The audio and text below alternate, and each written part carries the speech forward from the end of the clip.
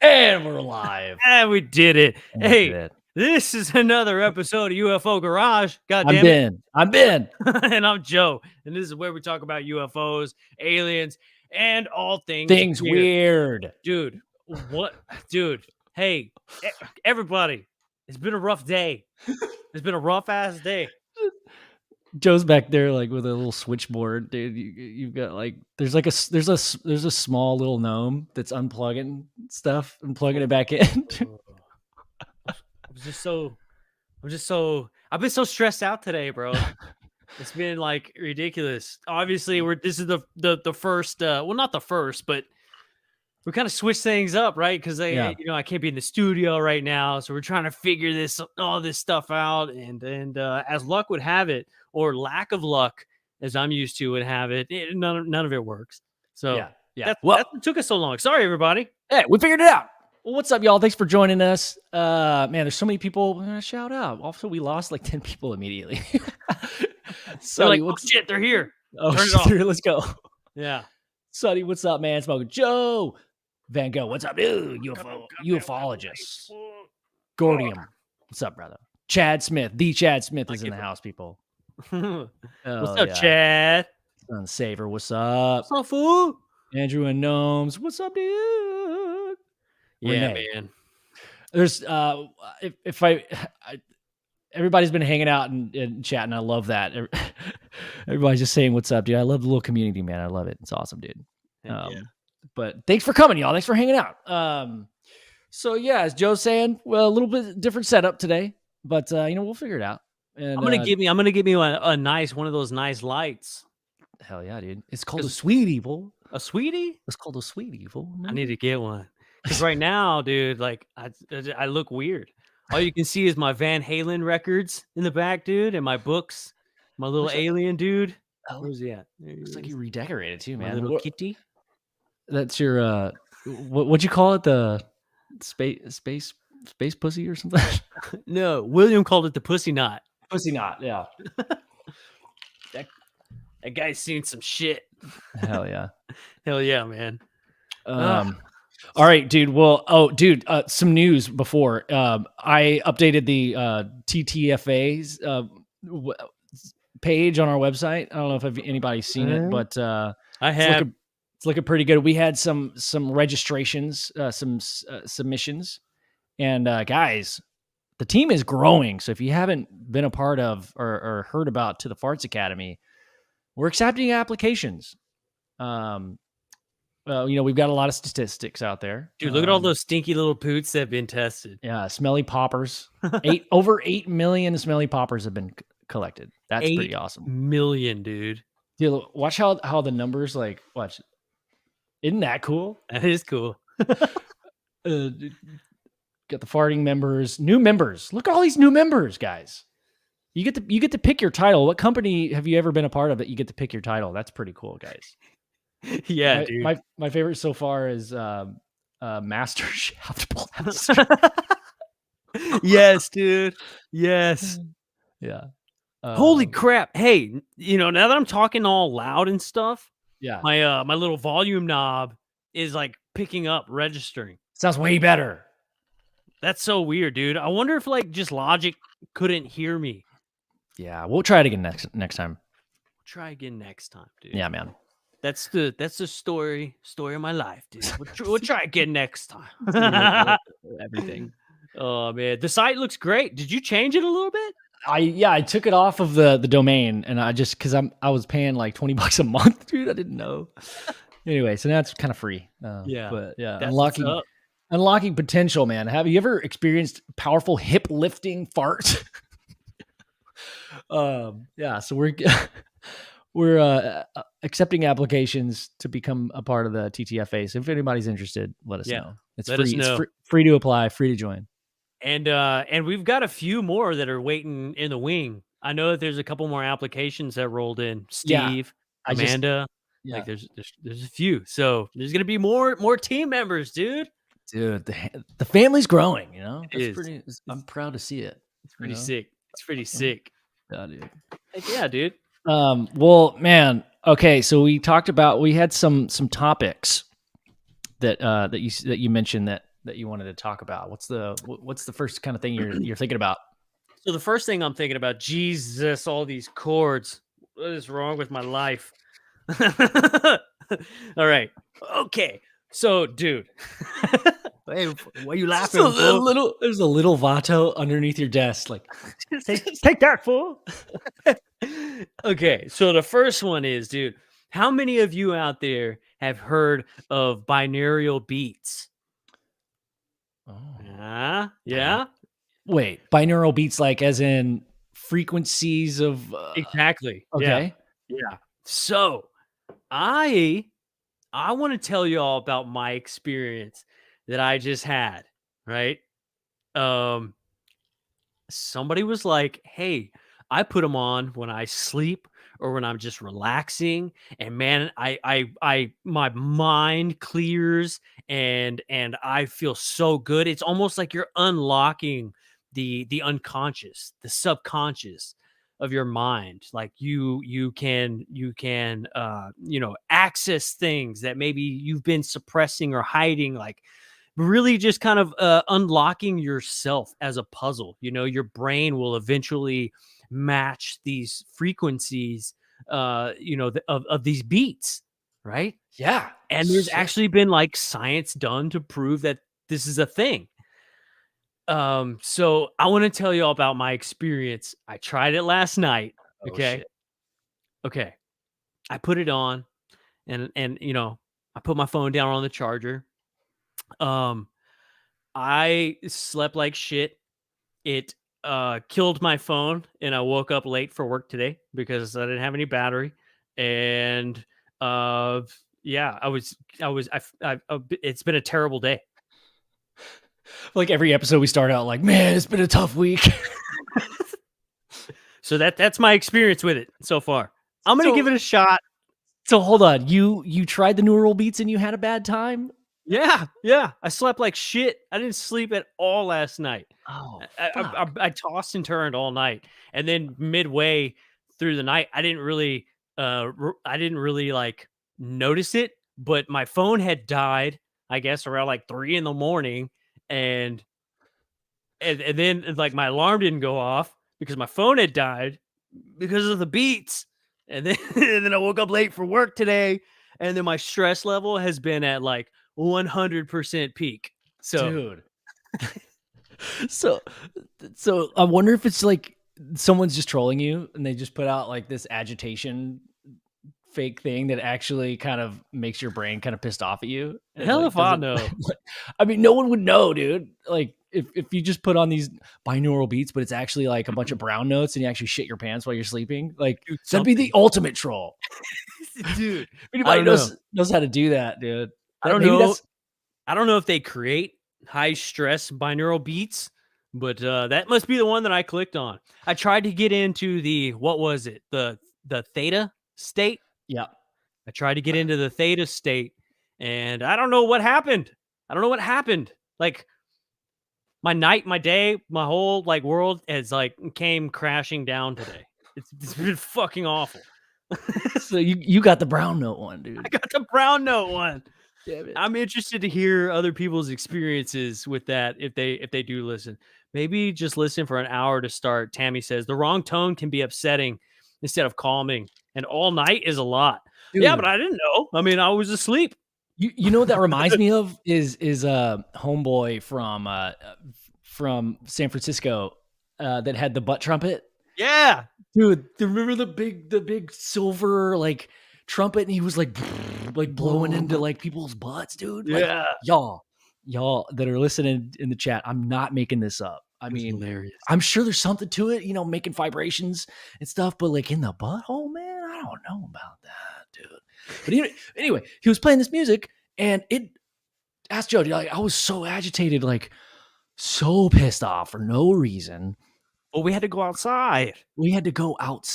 But it wasn't the trumpet. It wasn't the butt trumpet he was playing. It was the calming relaxation music he was playing as background music. And like we're like in the middle of there's other booths, like there's other people around, but we have to listen to this all day, the same song. Yeah. all day long, dude. Plus we're trying to do interviews, And in the background, you just hear ching, ching, ching, ching, brrr, and then those tones. We're like, hey, can you like not be here like ever? I feel, you know, like, man, he was so nice, dude. I felt bad that, you know, I wasn't an asshole. I was just like, hey, dude, I'm just like really sensitive to certain frequencies, which I am, but like, can you maybe turn it down? And he was like, oh yeah, sure. I'm sorry. And he turned it down, but like, for some reason, I don't know if like the lower volume, my brain paid more attention to it. So I was more focused on it. You're like, oh, I see what you're doing, asshole. Mm-hmm. Like, I'm gonna turn down the decibel level, but I'm gonna turn up the frequency, so it's gonna be like an octave higher. I'm gonna really, make this guy bleed. Yes, yes. So, I mean, a lot of people in the chat are talking about, like, you know, the positive side effects and things. I guess, Tammy, you're kind of alluding to, like, you can listen to it a little too long. Like, maybe you don't want your brain in that theta state for too long. Yeah, and she also said, or it's the cobwebs being burnt off, which if that's the case, I got like a month of that because I'm sure the cobwebs are very thick in my brain. Boy's got thick cobwebs.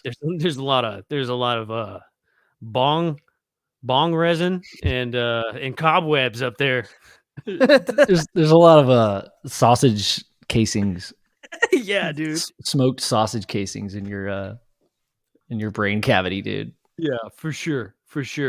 Square Hammer, what's up? Square Hammerish.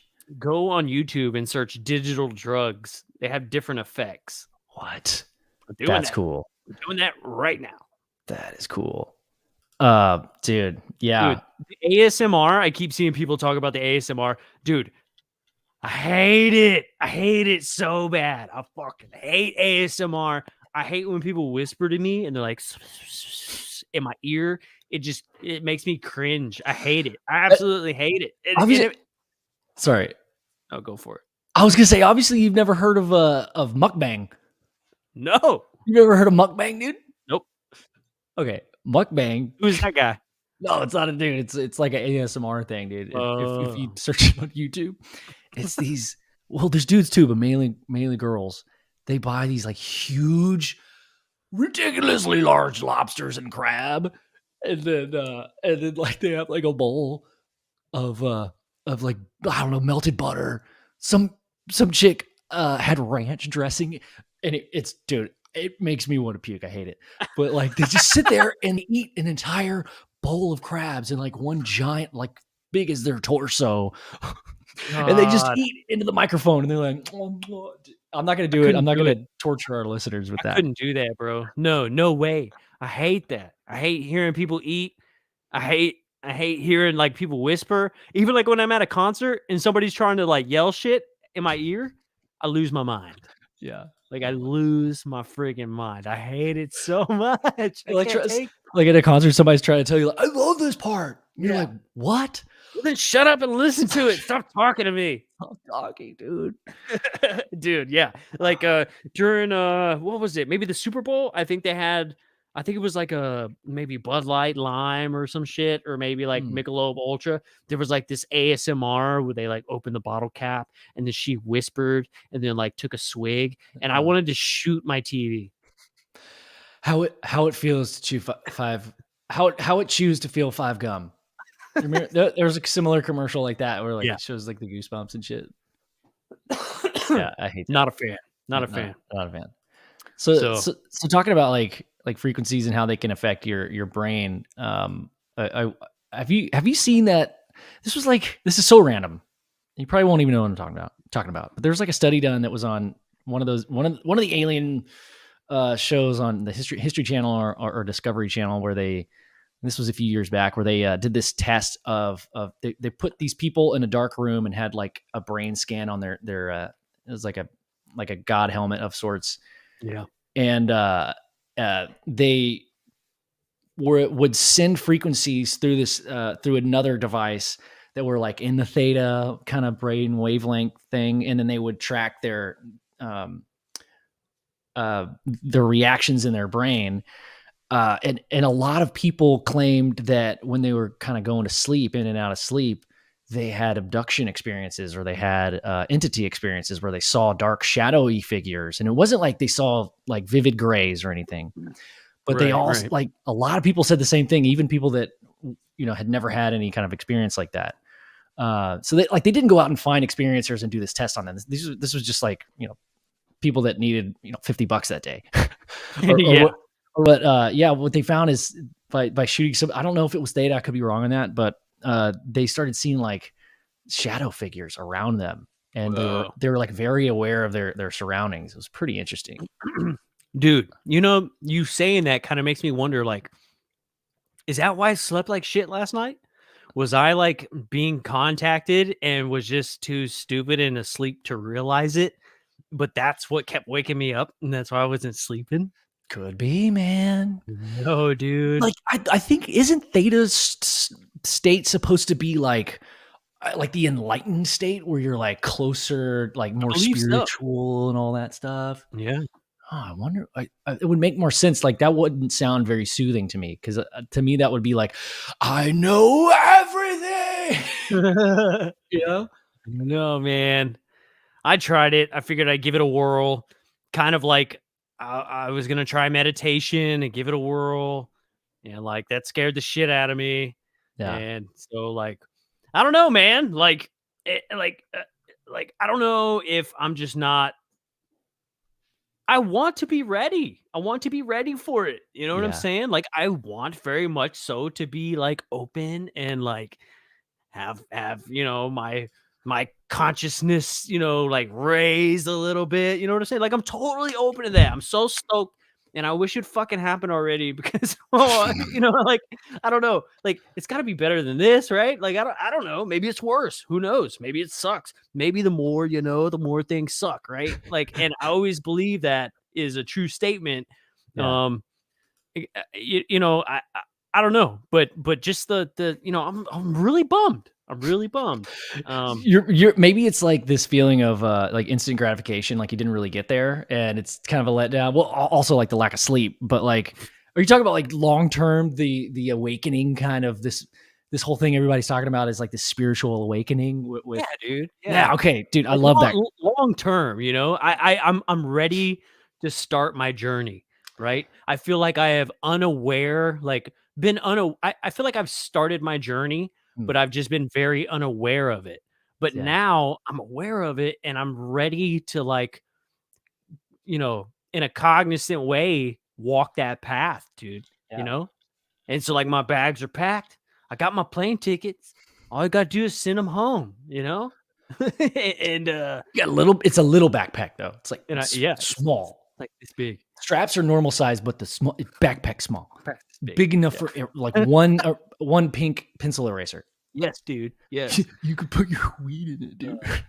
Yeah, and I mean, I'm not saying like I want to be like abducted by aliens or no shit like that, right? Like, I'm not saying that. I'm saying, like, I'm curious about this enlightenment journey. I'd like to go hop on a ride and check it out, And if I think it sucks, I'll get off the path, Yeah.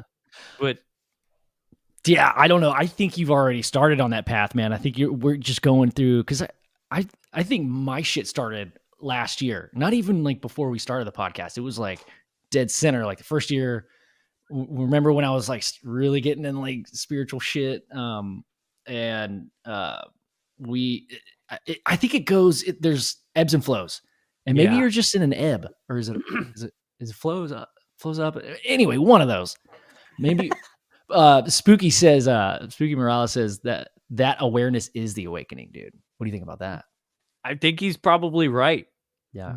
I think the issue with the awakening is like, it's maybe like, it's so hard to know, because like I've never had the awakening. So how would I know what it's supposed to feel like? Do you feel it? Am I thinking that it's going to be something way bigger than what it actually is? Is this like I know it's not going to be immediate, but like, what's the, like, how do I know if I'm awakening, dude? You know what I'm saying? Like, if I go on this 10-year journey of the awakening and then continue it my whole life, but nothing changes, how do I know?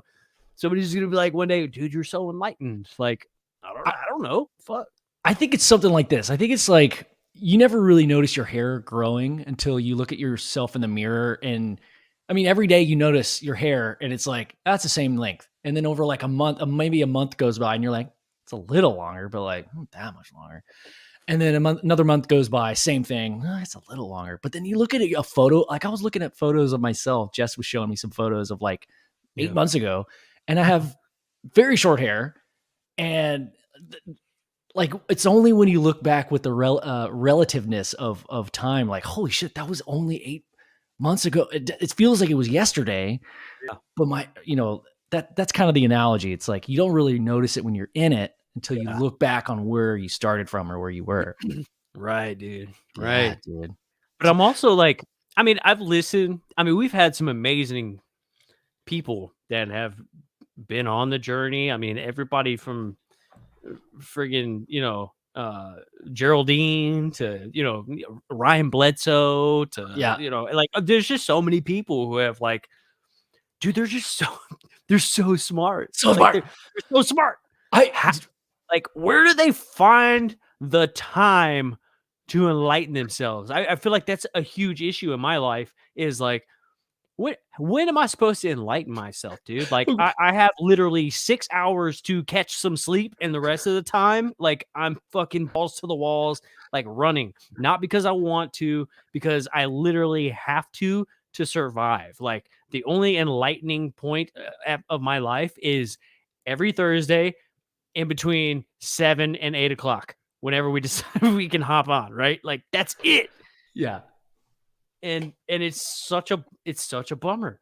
But I don't know. Spooky says the awareness is the awakening. So maybe just being aware of that and aware of the struggle in general is part of the awakening. Yeah.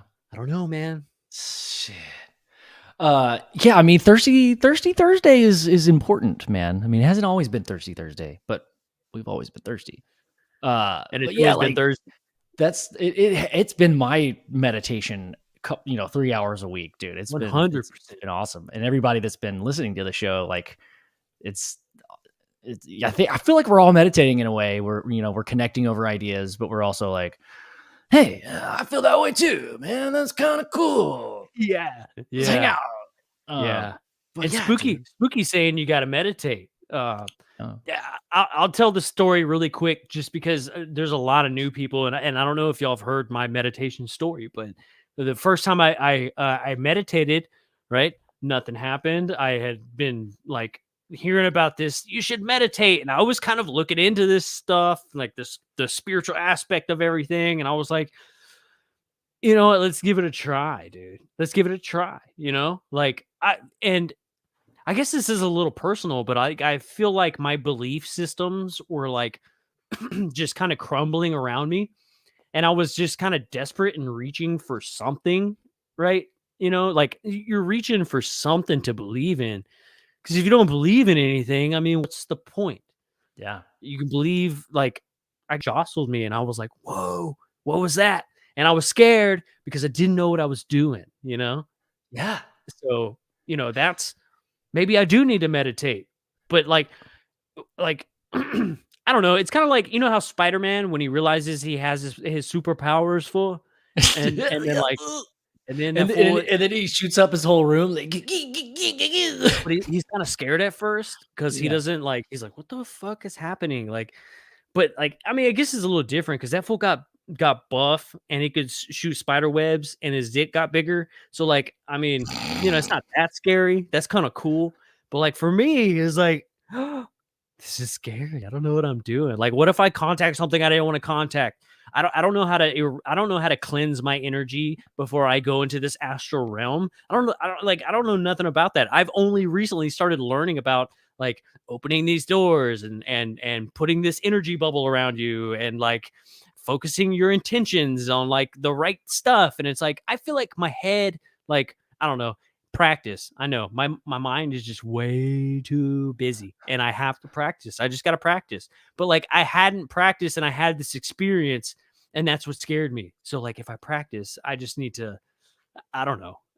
I don't know. I'm stuck in between. I need to practice, but like also if this shit keeps happening, how am I supposed to practice? Because I don't know what to do.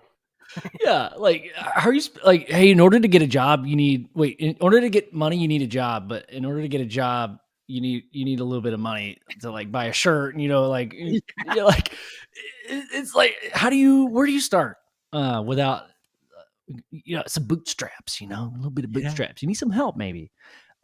Remember, I think you told Samantha Mowat that story, and she was like totally in it, like, yeah, dude, that puff of air, that pop that you heard was your third eye opening, man. Yeah. Woo! Like a kernel of popcorn, man. Yeah, dude. That's kind of cool. It's a trip, right? Because like there's these the what are they called? The fucking kernel corn, popcorn. No. The salty, sweet and salty. No, the monks, fool. The Appalachian monks. Not Appalachian, the Himalayan monks. Oh yeah, what are they fucking called, dude? The Tibetan monks. Sorry, from Ace Ventura: When Nature Calls. The Tibetan monks, like them fools, like been practicing their whole lives, right? Some people are like, yeah, I've been meditating for 20 years and like it's calming. I've never had like any like type of wild experience, but like on my second time, I have like this puff of air and like a crunchy like bang sound and like I don't know what that is, dude. Like why? Like. Dude, that's crazy. I love that. I don't know. Dude, it reminds me of just like the visceral aspect of that is that one time that in like way back in that story of when I was in high school and I went to sleep and I woke up and I experienced that sleep paralysis. Yeah, dude. And I woke up, couldn't move anything, but I could see, and I was like, my bedroom had pretty tall ceilings. I'm getting chills thinking about it, man. This is crazy. I woke up and I couldn't move. But I could see, and I knew that I was levitating off of my bed. Straight up, I'm like 8 feet in the air, dude. I maybe 4 feet. I was like above my bed, and I could hear whooshing, whirling, like wind noise. I could feel the wind on my skin, dude. That's how fucking real it was. It was crazy, man. I didn't see any lights or any entities or anything like that. But I remember the next thing, I'm like trying to scream, like do something, like, couldn't move, couldn't make a noise. And the next thing I know, I wake up again, and I'm standing at my kitchen, grabbing a glass, like a cup out of my pantry to get some water or whatever. And I remember going through the motions, like getting the cup and like filling it with water, but I was already aware, like my brain was telling me to do this thing. I was almost like I was an autopilot. Like I knew that this was fucking weird and like what just happened, or the last thing I remember, but I just kept doing that thing. And I was like, be normal, complete this task, drink the water. And yeah, man, that's just something that reminded me of that story. But who knows, man? Sleep paralysis is a crazy thing. So do you think it was sleep paralysis, or is that what you're just going with? I'm open to whatever, man. I will never really know the truth about it, I guess. Unless we you ever see that movie Click with Adam Sandler, where you get the little. I would love that just to go back and see that. That's like one of the biggest mysteries in my life. Like, man, I wish I knew what fucking happened. Yeah. That'd be cool. Yeah. That'd be awesome. The only time I've ever had an out-of-body experience is when I took DMT, and that was it. Oh, yeah. And that was a trip. That was like nothing what I ever done before. That was crazy. Dude. What remind me, did you ever see any like entities or like elf people? Like, people see like elves and stuff?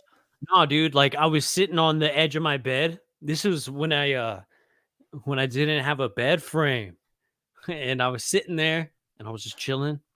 And then I took the DMT. And then all of a sudden, like my body kind of felt, it was like heavy, but light at the same time. It was a weird feeling, dude. Yeah. And then all of a sudden, like all these like kaleidoscope colors started to like come in from the side of my vision into like the front of me. And as soon as like the colors, like, dude, it was weird. It was like they were like gold. It was like if gold and like green and red and purple were like mixed together and you could see them at the same time, but it was its own color.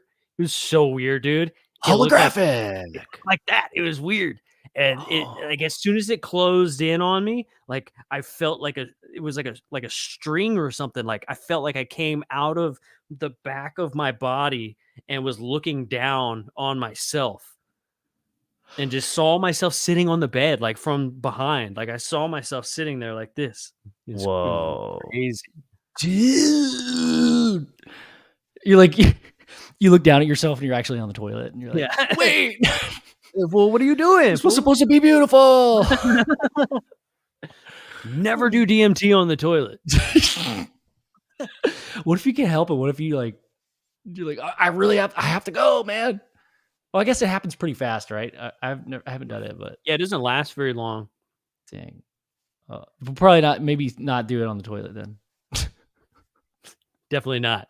Definitely not. I mean, it's not like a 7 to 18-hour acid trip or like a 3-hour mushroom trip. It's like a 20-minute deal, if even that, depending on how much like you took. I mean, yeah. If you like do the ayahuasca, like the oral version of the DMT, I mean, that's just gonna last like forever. It seems like. I mean, I've never done it, but dude, I just recently, I don't know if this is across the board, but like I just found out that one of the first things you drink on a ayahuasca trip or whatever, they give you, it's not the drug first. They give you something to make you puke first. It's like a purge. Yeah, it's not, they don't give you the magic sauce right away. They give you this other stuff to make you puke up your life, and then they give you the Ming Mang, I didn't know that. It's supposed to kill your ego. You feel like you're being you're close to death. Just after, but when you puke and stuff, you're still not on the drug. You're just like, oh, this is terrible. I'm having a bad time, guys. That confused me. I didn't know that. I thought the actual like the drink, the ayahuasca drink, was like that made you puke or whatever. Yeah. Anyway, I don't know, man. I don't know. It's a strange but beautiful process, and those people have been doing it for thousands of years. So I guess you kind of trust the process, Now, if you walk into one of those huts in Peru and you see like some white dude with dreads named Brad, and like he's like, you should like totally drink the ayahuasca, I'm going to the next hut, dude. Like I want that skinny ass Peruvian dude who's like malnourished and shit with fucking like messed up teeth, like peeling bark off the roots and squeezing ayahuasca into a fucking wooden cup. That's the guy I want. The first guy, Brad, he would grab both of your shoulders and say, "You're an old soul." Yeah. Come on, hey, follow me, friend. Yeah, we're old friends from a different life. Follow me. And you go to the other shaman, and he's like, "You ready? Yeah, you ready for this shit? Yeah, popocita." Oh, dude, that wasn't a word. I just made that up. It sounded right. Sounded Peruvian, dude. I like it. It did. Oh, dude. Gary says shooting out cocaine will make you puke also. Oh shit. Probably like shooting it out of like a t-shirt gun, like a t-shirt cannon. I think maybe they meant shooting up cocaine. Dude, cocaine for everybody. Boom. It's a big cloud of dust. It goes over the crowd. Oh man. Section 36B is out of hand right now, dude. Like go. You notice like, sorry, I'm there's like a book club like down the street at your neighbor's house, and you're like, surprise, bitches. Oh, that'd be great. Yeah, that's a felony for sure. Yeah. Oh, yeah. Yeah, for sure. We had Dave Scott from Spaced Out Radio in here. Oh, is Dave still in here? Is the Chad Smith still in the chat? The chat. Anyway, I didn't give him a shout out when they came in, so I just had to. Yeah, bro. We were in deep, like very important convo when they came in. So we were talking about puking. But dude, yeah, we got Sonny. I sent Sonny. Hey, if you're listening, brother, I sent you the link, bro. If you want to pop in, I emailed it to you. Sonny sent me some images that are quite interesting, dude. Ooh. And I can't wait to show them to you. I called him the other night on my way back home from Britton's house. We were making those doors, and I was like, dude, because I hadn't had time to get back to him, and we'll talk about it. But dude, he's got this crazy story. He was out camping with his family on his, remember the Bigfoot hunt, quote unquote hunt that he went on, and he said that the park rangers made everyone leave because a family, apparently a family had died, and just very close to them, so they made everybody in the park leave. And he was asking an officer, like, "Hey, what happened?" And he was like, "I can't really tell you a lot of details, but there were some deaths." Sonny said he's on his way. There were some deaths, and he said they just don't know what happened. He was like, "What happened? Was it a bear attack? Like, did they fall off a cliff?" I think it was like a mom, and dad, their child, and a dog, and all four of the living creatures, dog, human, anyway, they all passed away mysteriously. They can't figure out how they died. And this was like actually covered in the news, man. And he sent me an article, and it's one of those like gated articles. I'm curious if he was able to find an article that you're able to actually read, but like, that's crazy. Yeah, like there was a shit ton of police and investigators down there, and they can't figure out how all they weren't like mauled by anything. I know we're all thinking Bigfoot, were they torn apart? No, like their bodies were fine, I don't know what happened to the autopsy report. I'm sure we'll find out, but I don't know. It's one of those stories that might, disappear unless you're really paying attention to it. Yeah, dude, that's crazy. Yeah, super interesting stuff. And let me turn my fan on, dude. This light sucks. I gotta turn mine on too. I feel like a McDonald's French fry bacon under this shit right now. I was gonna say you look like you're in an interrogation for sure, dude. Big Willie Townsend. Hey, everybody. Holy crap. We've added a new member of the garage, y'all. Big Willie. You all know him. You all love him. He's going to join us on the garage on the weekends. He's going to have his own show. Yeah, dude. He's going to have his own show. Congrats, Will. Dude, that's awesome. We did a whole branding. Dude, we might as well show it while we're waiting for Sonny. Right, dude. Heck yeah. Let's see. And let's go back to the website. Got some branding for him and everything. Oh, wait, it's not on the website. Everything. Where's that Cat Williams, dude? Yeah. Yeah. Everything. I don't want to. Damn it. I'm going to show my ID again. I'm not going to do this. Don't do it. I'm not going to do it. I'm not going to do it. Don't do it. All right. I'll go to our Facebook. Hold on, y'all. Dead air. Hey, fool. I can't do two things at once. You got to cover for me. What do you think about my shirt, fool? I'm looking at Facebook, trying to find that thing. Well, then I'm just gonna be quiet. I'm gonna be quiet. You could. I was asking you to cover for me. You're supposed to. Oh, okay. Here we go. Boom. That's how I was gonna cover. Wait, dude. How? Hey, show me your shirt, dude. No, fool. All right. Let me show William's thing real quick, dude. UFO Garage with Big Willie, bro. Look at that. Yeah, dude. He was like, so our whole branding thing is like cars and stuff, and he drove this van like for a long time. Fucking love that Mitsubishi, dude. Dude, that's so dope. I love it so much.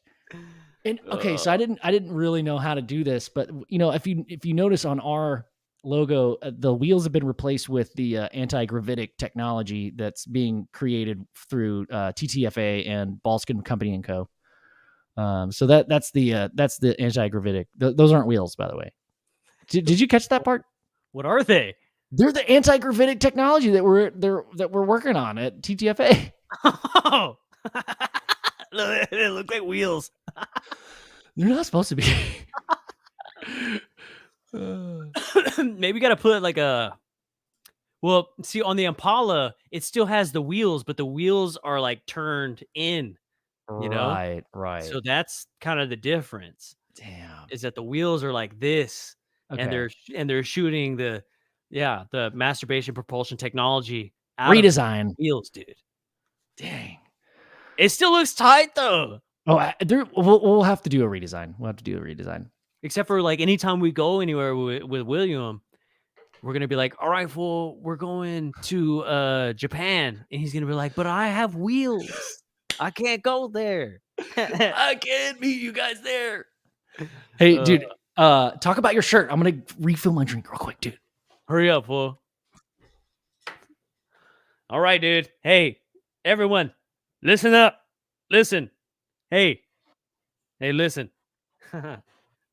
Hey, we're sponsored by Manscaped now. That's pretty cool, right? If you want to treat your balls right, dude, Manscaped is the way to go. I gotta say, I use the product. It's pretty friggin' sweet. I'll show you a little catalog here that we received.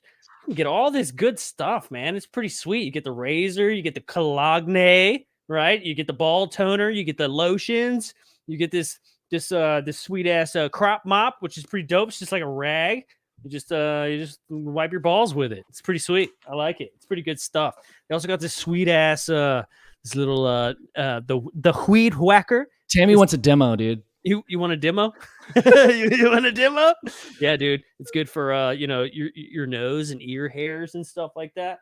And then you can also get these sweet ass chonies, bro. They'll send you these sweet ass chonies right here. Chonies? What's that? It's like underwears. Oh, dude, I thought those were the wipes because I have. I mean, you also had the trimmer. I've had the trimmer. I fucking love that thing, dude. Yeah, dude. It's not for my beard though. I can guarantee you. But yeah, dude. It says right here on the box, your balls will thank you, right? And ladies, I'm going to tell you right now, it says Manscaped, but it stands for mankind scaped. Oh. I don't know if that's real, but if it makes you feel better, why not, right? They send you this sweet ass little travel bag. If you guys are interested, man, the code is UFO Garage, I believe, right, Ben? Yeah, but we can't use it until September 20th. You can't use it till September 20th. Yeah. But we're not doing a podcast September 20th. We're doing it today. So you guys hold on. Yeah. Before you go rush out and just buy them all out of their stuff, man, till September 20th. And then go do it. Use the code UFO Garage.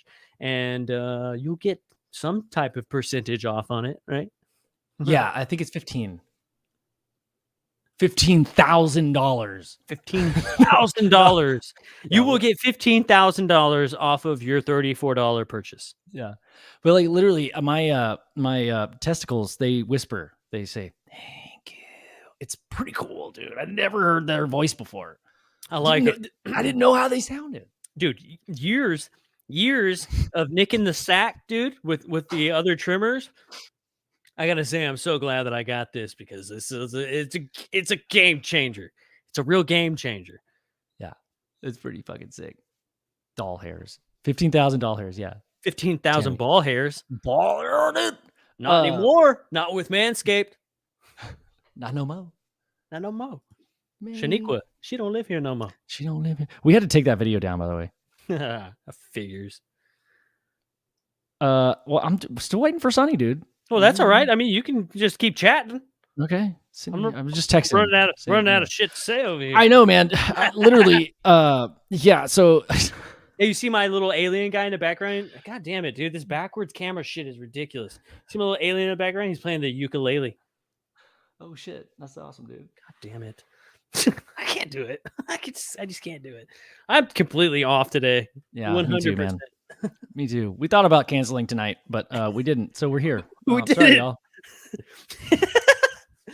We apologize for showing up, everyone. Yeah. Sorry, y'all. Thanks for hanging out. There was so much promo, like me working on the SOR website and everything. Like everybody's like, "Hey, we've heard about this cool show." And Sorry. We've got a guest. He's coming on. Hey, man, they can't be home runs all the time, right? That'll be good. I mean, and if you think about it, home runs are like a small percentage of the game in general. It's just more like a bunt to first. All right, I'm calling him. Let's see what's up. That fool's busy right now. Oh, are you backstage, dude? Yeah. You thought I could see myself backstage. I don't see you, dog. Let me sign out and I'll sign back in and see if it does it. All right, cool. I see myself back there, though. I don't see you, dude. I'll sign back in. All right. All right, bye. Peace. Oh my gosh. Oh, Greg, that wasn't you, huh? He made this post earlier of the Dead and Company show, and I was like, dude, I'm so jealous. Here he is. I like the Dead. Sonny made it in, boys and gals and boys. Here we go. I hate this separate shit, dude. I know. I hate it. I know. It's Me so too. bad. Me too. It's all right. Welcome in, Sonny. Sorry, I didn't mean to cut you off, Joe. Hey, bro. That was me. I'm in. Hey. All right. What's up, man? Oh, I lost my sound. Give me 2 seconds. All right, we'll bring you back in.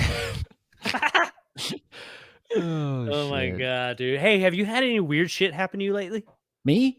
Yeah. Dude. I did actually last night. We'll let Sonny get set up here and I'll have to do the okay. Last night, I was driving home, went golfing. Mm-hmm. Driving home, traffic, everything on 35 was down to one lane for like fucking 4 miles. And it doesn't sound like a lot, but dude, it took like an hour and a half to get home. And it usually takes like 20 minutes. And I'm sitting there and like, in downtown Austin, you see helicopters and planes all the time. And there was this fucking orange light that kept like going perpendicular or crossway highways this way, perpendicular that didn't have a blinking light on it. And it kept like kind of going left and right. And it was like the same thing. It didn't, I don't know, maybe it was a helicopter circling, but I swear to God, it kind of like flashed a couple of times, but it didn't have a tiny flashy light on it. I thought it was fucking weird. That's the only thing. I just thought it was kind of weird. Dude, nice. I just thought it was kind of weird. I was at work the other day and the wife calls me. I'm like, what's up, girl? And she was like, hey, I think I saw something. And I was like, well, I have eyeballs too. I see shit all the time. She was like, no, in the sky, you idiot. And I was like, oh, you seen something in the sky? And she was like, yeah. She was like, it was like this red dot. And it was just kind of moving slowly. And then it stayed there. And then it disappeared. I was like, what? She was like, yeah. And so now I'm starting to think that maybe she's the psychic one. And I just lucked out and married her. And so she's why all the sightings happen. And they don't care about me. Dude, maybe that's why you've been seeing the sightings. She's bringing them in and you're just riding her coattails, bro. Exactly. Oh my God. Yeah. Or they started out, they were like, I hear Joe's like, we should pay attention to Joe. And now they're like, Amanda's way cooler. We should hang out with her way more often. Yeah. Yep. That's what I'm thinking, man. So, dude. Oh my God. Another hoorah for me. Another win. Both of us have had very struggling weeks this week. Yeah, dude. Yeah, we'll try again next time. That's why we literally were like, sorry, y'all.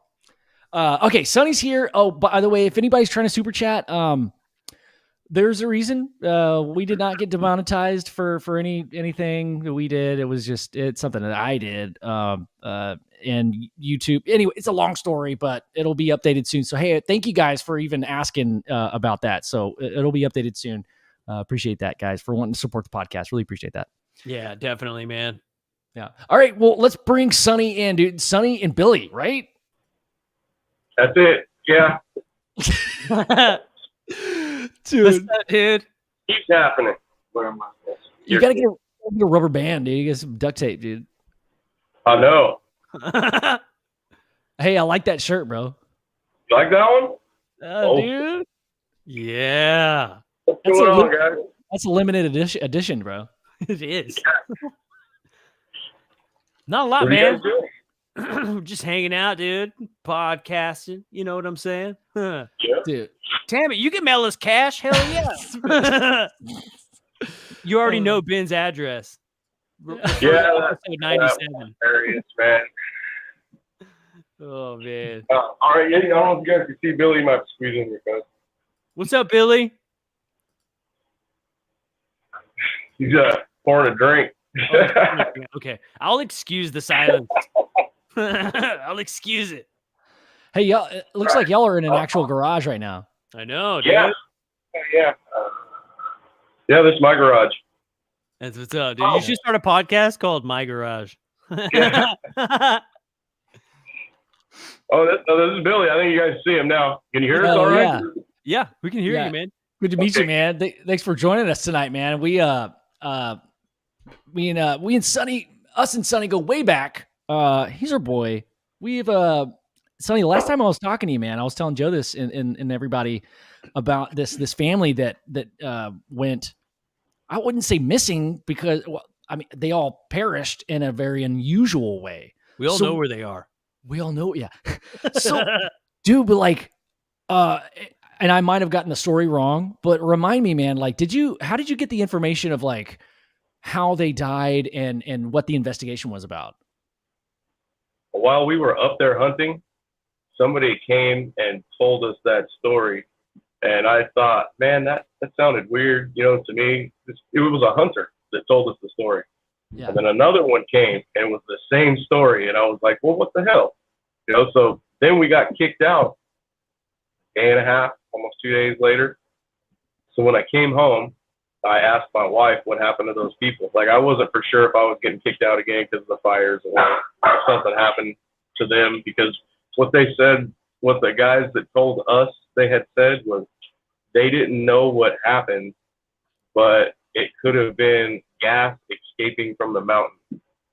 But there's nothing like that there. No, I don't know. They've never said so. Swamp gas. So you got there's a term in the I guess that this community is called you got swamp gassed, man. Yep, swamp gas. They when I got home and I asked her, have you seen anything about it on the news? And they have not said anything about it still, as far as I know, here. So my nephew looked it up and he found it in New York Times. But in there, they kind of didn't know either. And I guess they were found either on their camp or on the trail, not touched. There was a man, a woman, and I think like a 1-year-old baby and their dog. All of them just laying there. Dude. God, that sucks. Dude. And we still haven't heard anything, really. I haven't heard anything like why that happened. Right. And you were on the same property. I mean, not property. We were in the same hunting zone. We were in D7. Got it. We were on one side, actually, like the Fresno side, and they call the other side Madera side. So it's two different towns. But yeah, it's the same thing. Same mountain. Dude, I wonder like how many of those cases go by every year. I mean, talking about like David Politis and missing 411, that's often related to Bigfoot.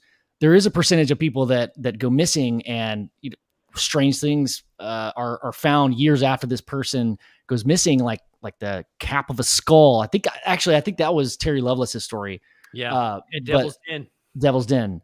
But again, another story of why like it's kind of a common thing in public parks like that. And the theory is, and with these missing 411 documentaries and books, he's not saying it's Bigfoot, but there's all kinds of theories you can take with that. I mean, dude, like what? I mean, it could be as simple as like misidentification of a mushroom, right? You thought it was an edible mushroom and you gave it to your family, and before you know it, you're all dead. But like, would it affect the dog in the same way? Like, do dogs are they affected by these mushrooms? I mean, it seems like they're smart enough. I don't hear of mass cases of like, watch your dog, make sure they don't eat those mushrooms, right? Because they eat shit and like frogs. If you cook mushrooms in with meat, dogs will eat it. They'll eat it. I don't know if it affects them the same, but they'll eat it. Yeah. On a camping trip where they ate wild mushrooms and one guy died and one guy got sick. Whoa. They both took off down the mountain before we got up the next morning, and I was only about 8 years old or so. Uh-huh. Damn. I wanted to eat some of the stew. My dad told me, he just looked at me and said, "We ain't eating that shit, not even one of us. Go to bed."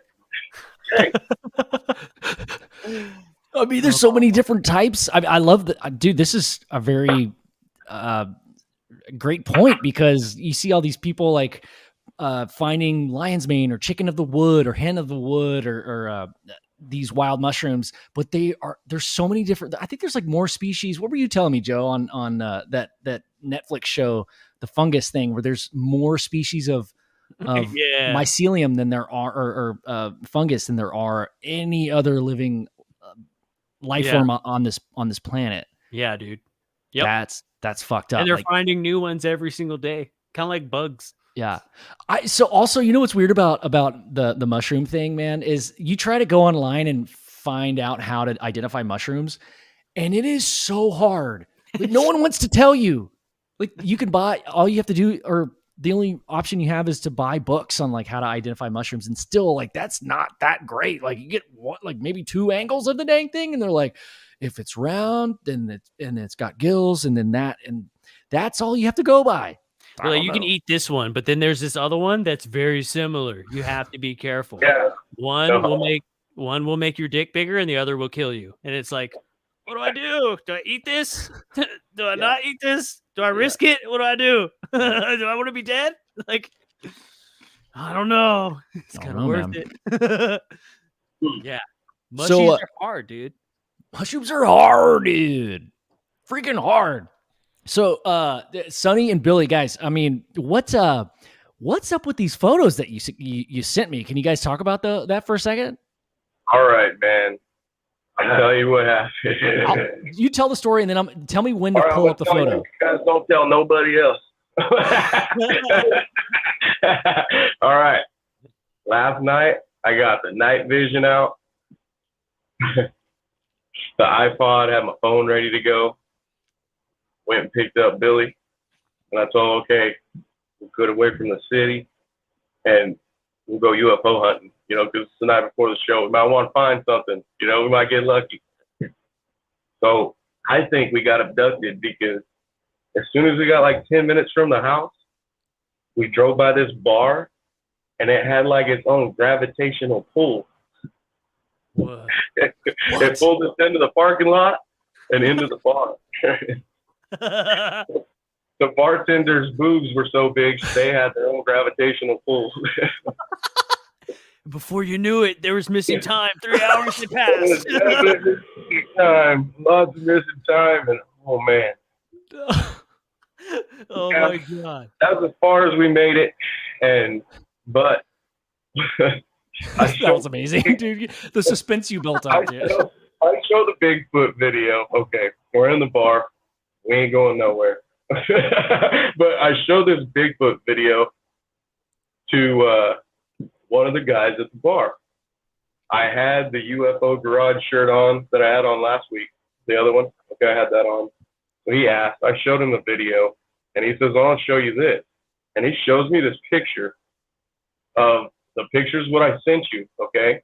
But he shows me that from further away, and it's so dim because he's taking it with his phone, and it's not a good phone, that I can see it even before he points it out in the phone. I can see what he's talking about. He keeps telling me it's a ring.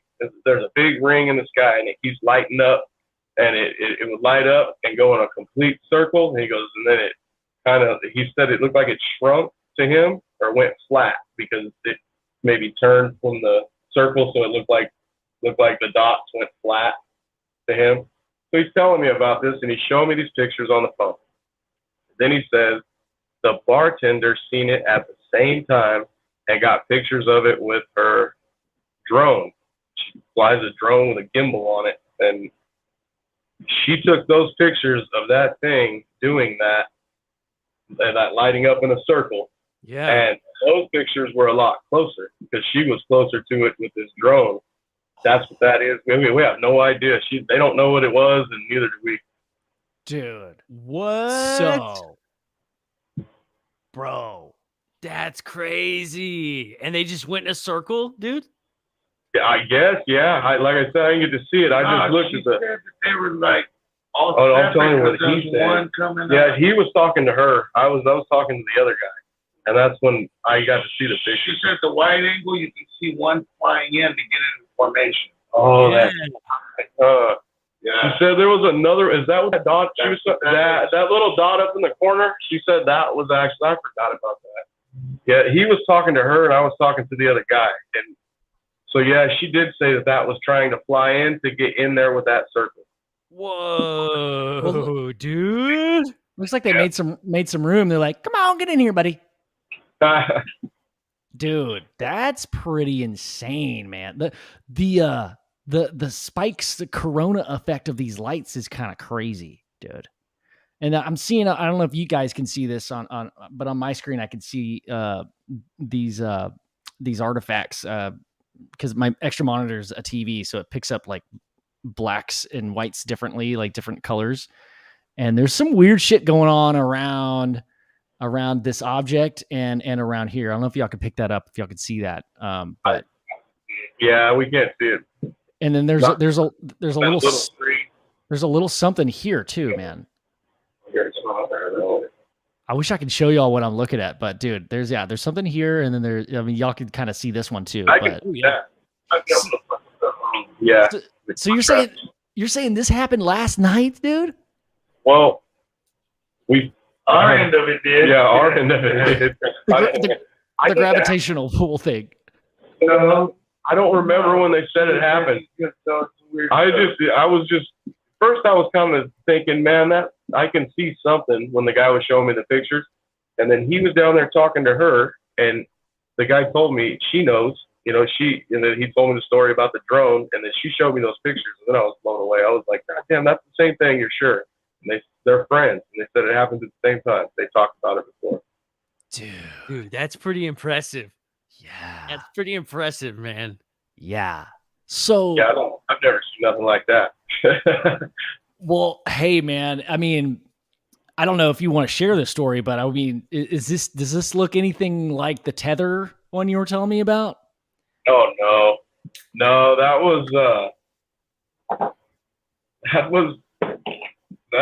looked like at first it looked like a star, then it was moving.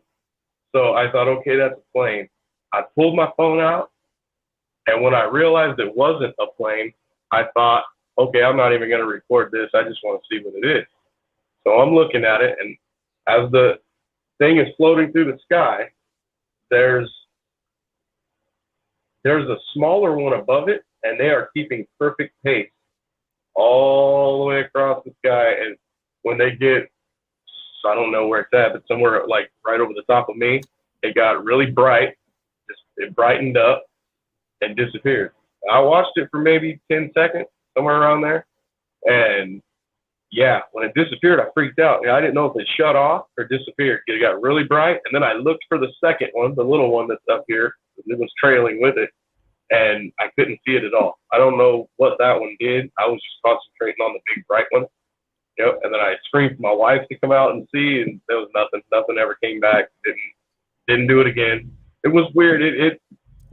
The way I would describe it, it looked like a boat pulling an anchor through the water that's not anchored, just trailing like that.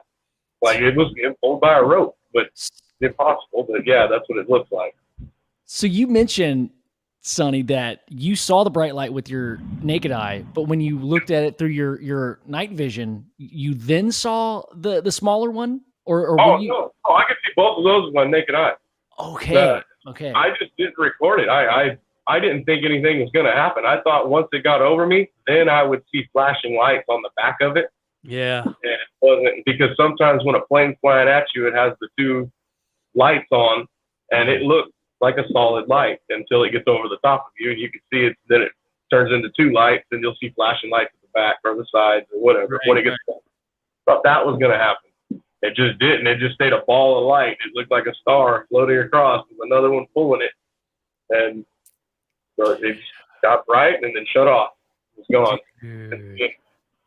Another one I was doing with the night vision was you could see something over the almond orchard in the night vision. But when you pulled the night vision down, it was gone. You can't so see when it. I pulled back up on it, I recorded it. And after I recorded it, I was trying to tell somebody and show them, look what I recorded. They're like, yeah, but what was it? I said, I don't know. I can't see it. And all I can see in there is kind of like it's a shape of a light. I mean, it's not just a ball of light. This one's the actual shape of something, but you can't tell what it is. It's in a night vision. It's just a green light, a ball, right. Green ball, you can't really see what this is. And, but when you pull it down, it's gone. So this person that I show it to is here a couple nights later and sees it, and she's looking over the same almond orchard, and I've seen her pull them away from her face real fast and look back, and she pulled them back down, and she's staring, and she hands them to me, and she goes, there's something right there. And I grabbed them from her and looked, and I was like, yep, that's it. It just looked a little farther away this time, but I told her, that's it. You see how you cannot see that? And when I say farther away, I meant like maybe another 100 yards away, not far away. But yeah, so you should be able to see it with no problems, especially where it was at. That was kind of over town, so there's light that way. You should be able to see that thing. Yeah, and yeah, it looks like it's right over the orchard somewhere. And whatever it is, you can't see it with your naked eye, but you can see it through the night vision. Dude, that's pretty wild. When we went on our little night vision tour with Melinda Leslie, she was actually saying that there's a certain time, I think it's between like, what was it, dude? Like 7, depending on like what season it is, between like 7:30 and like 10:30, where if you're looking with the night vision up into the sky, the sun, you can't see the sun from where you are. It's nighttime, but the sun is still high enough, around the earth that sometimes what you do is you see these things and they'll be flying around and they're actually reflecting the sunlight off of the craft. And that's why you're able to see them with a night vision, because it's really sensitive. And when you take the goggles down, you can't see them anymore because they're reflecting off the sunlight because they're so high up there.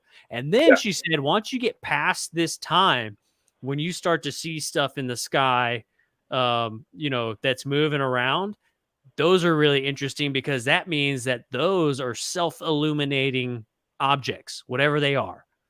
Not to say that the ones you see earlier on in the evening can't be self-illuminating, but maybe they're purposely not lighting up. They maybe don't want to be seen, but you can actually catch them through night vision because they're reflecting the sunlight off of the craft. So I'm not sure what time this took place for you, but maybe that could explain why you're able to see it through the night vision, but not with the naked eye. I don't remember what time that was. That was, That was just as it got dark, when it was dark. There maybe you go. 9 o'clock. Yeah, because I was out there before it was dark.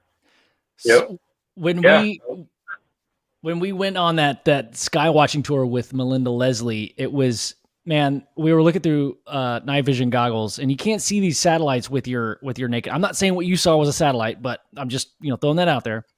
You could see, it was like bugs, man. There were so fucking many. And it only happened between dusk and like when the actual sun went totally behind the earth. It was like maybe an hour and a half, maybe 20 minutes. And you can only see it because the reflection of the sun. But but that doesn't explain the tether effect. But we're talking about the orchard. Sorry, I'm mixing them up in my head. But you said it looked as bright as an airplane coming at you, like. It looked like that in the night vision. Okay. Oh, yeah. You mean the tethered one? The back of the tethered one? Yeah. Sorry, I might be mixing those two up. The tethered one was definitely just a bright light. It looked like a plane coming at you with the lights, on. And then, like I said, once they get closer, you'll see flashing lights. But this one just didn't flash. So, like I said, I was going to record it, and then I thought, no, I just want to see what it does. For a minute, I thought it was just going to keep going. And then I watched it for, like I said, 10 seconds. I probably watched it 5 seconds before I noticed that one above it, keeping perfect pace. I mean, just like they were tied together, perfect pace through the sky. But one's really high, one's really low, because it looks like that because one's really small and one's a big bright light. Yeah. And I don't know if they both stopped, but it stopped and got bright and shut off.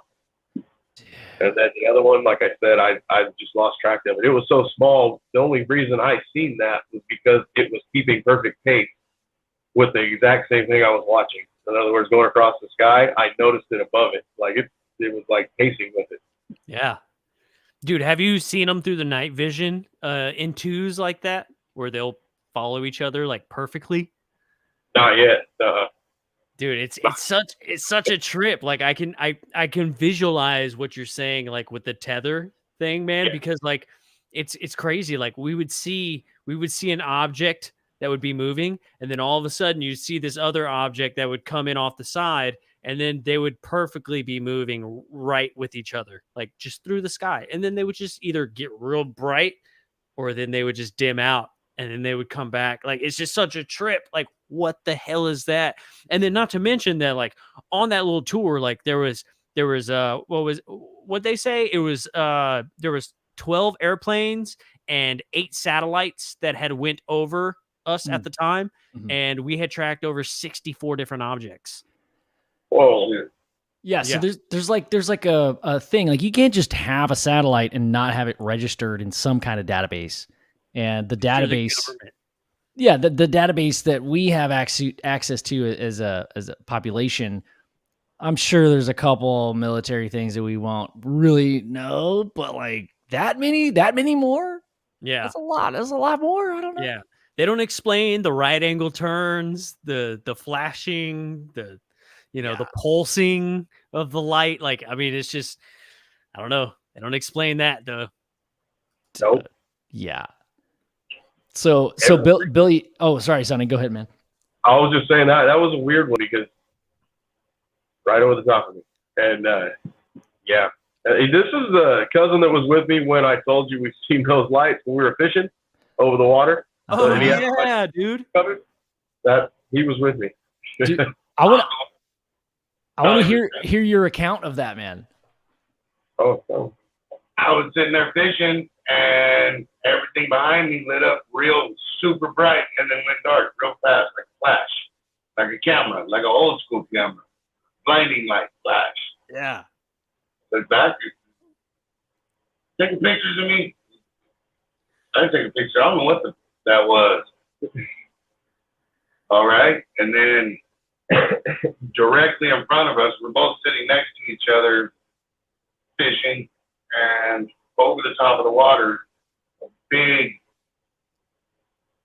I don't know if it was a bar of light or a funnel of light. I couldn't really tell. It was just bright, really, really bright. Lit up and stayed lit up right in front of us for, I don't know, long time, for as far as looking at it like, oh wow, something that lit up is just a flash. And then I can't recall how it went away or disappeared or whatever. I do remember watching it though.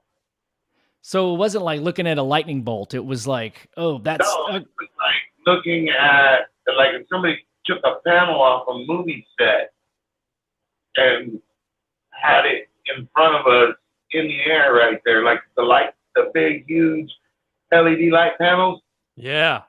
The light doesn't actually come from one particular bulb. It's just like light from the whole area. Yeah.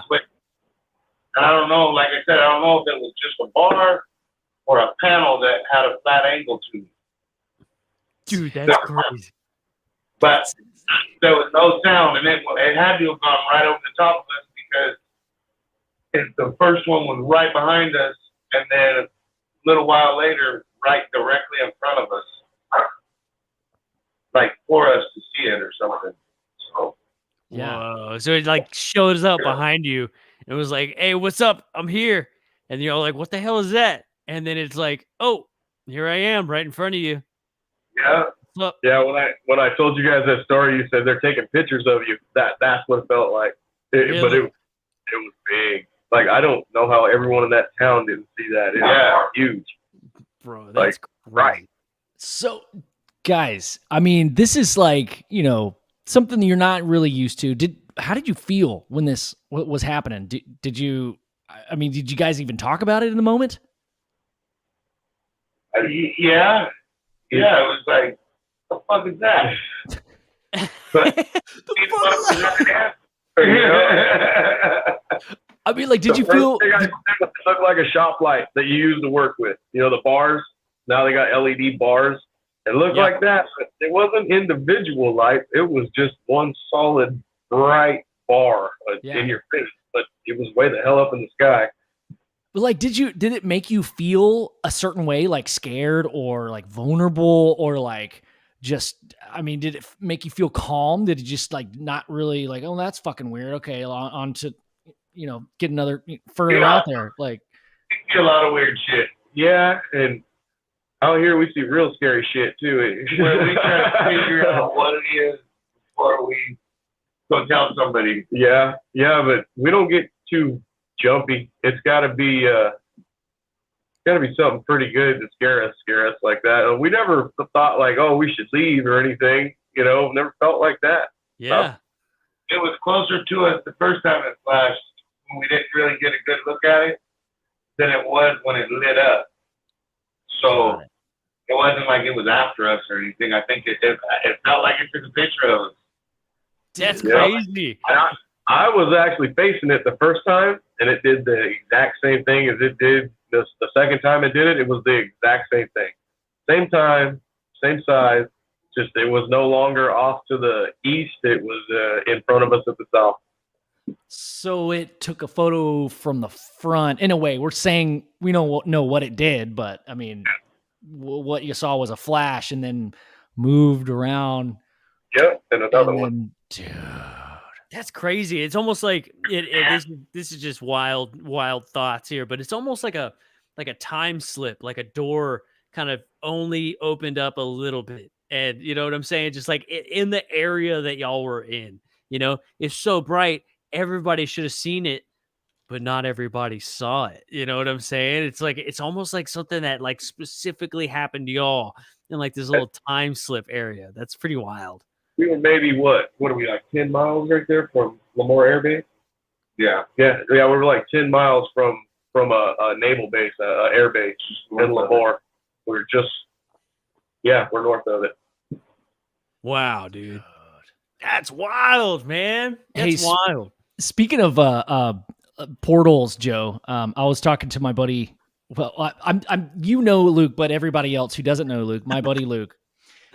He just came back from Marfa, Texas. And guys, Sonny and Billy, have y'all heard of the Marfa Lights at all?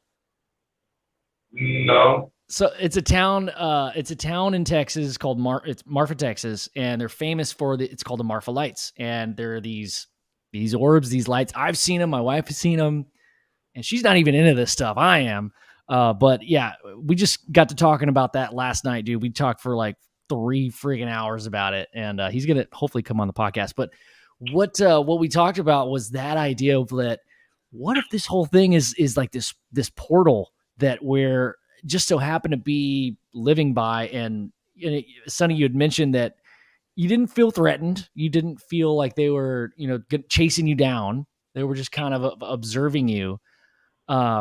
Maybe this whole thing, this entity or whatever it is, this light, exists only in this little bubble. And my question, building on that, is: does that make sense as far as like a bubble? Has it kind of always stayed within a certain maybe trajectory, or it never crosses, this plateau or this ravine or whatever? Can you kind of like pinpoint it? Does it only happen within like a radius of some sort, I guess? No. Because the one you saw recently was right over your head, right? Yeah, right here, right at this house, right out front. So There's a lot to see. So what if you're inside of that bubble though? And maybe they can only stay within that bubble, and you're in that. That's why they could get so close to you. If I had to put a bubble on it, then with everything I have seen, it would have to be like 100-mile radius bubble in a circle to cover all the areas I've seen. Yeah, that's pretty big. That's a big ass. That's a big bubble, dude. Yep. Yeah, because we were out of town fishing, so that's when we seen that. That's pretty far. Remember? San Luis Reservoir, that's where. Oh, that's right. Hey, you remember when I told you guys about I never paid attention, never looked up? You know, I didn't ever think of UFOs. I just never, I knew of it, you know, of course, but Yeah. I just never thought, are they real or are they not? I didn't really care. It was almost one of those things. And I told you my cousin seen one doing something falling out of the sky, and before it hit the water, it stopped. I was telling you that story. He's the one. That when I seen the thing over my house and I called the guy and was telling him, you gotta look up, it's gotta be right over your house. I was trying to tell him because he's the only person I knew that had ever seen anything. And that's what got me looking up was that story. After he told me that story, like 6 months later, I seen what he was talking about, and it was the triangle shaped UFO with the orange ball in the middle. Well, I'd never seen that before. So when I seen it in person, I seen it and I was like, dude, I seen that thing on TV, you know, that you explained to me. And he was like, yeah, that was it. And so yeah, he's the one that seen it tumbling out of the sky, and yeah, that was a trippy one. Dude, that's wild, man. Those always make me think of like the Aurora Project, you know, or like the infamous TR-3B stories. Like those are wild, man. Like, and I mean, these are the Aurora Project is still kind of like, it's still kind of in the wings of like hush hush. But there's been people who have said, look, I know it exists, right? You know, and that's freaking wild to me, man.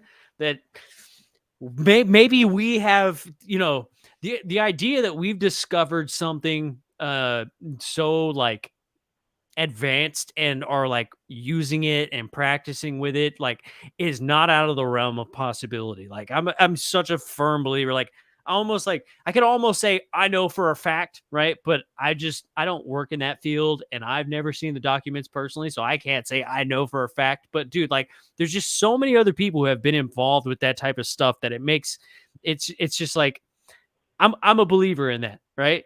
You know, I'm a believer in us having technology that can do stuff that we don't think is possible, you know, and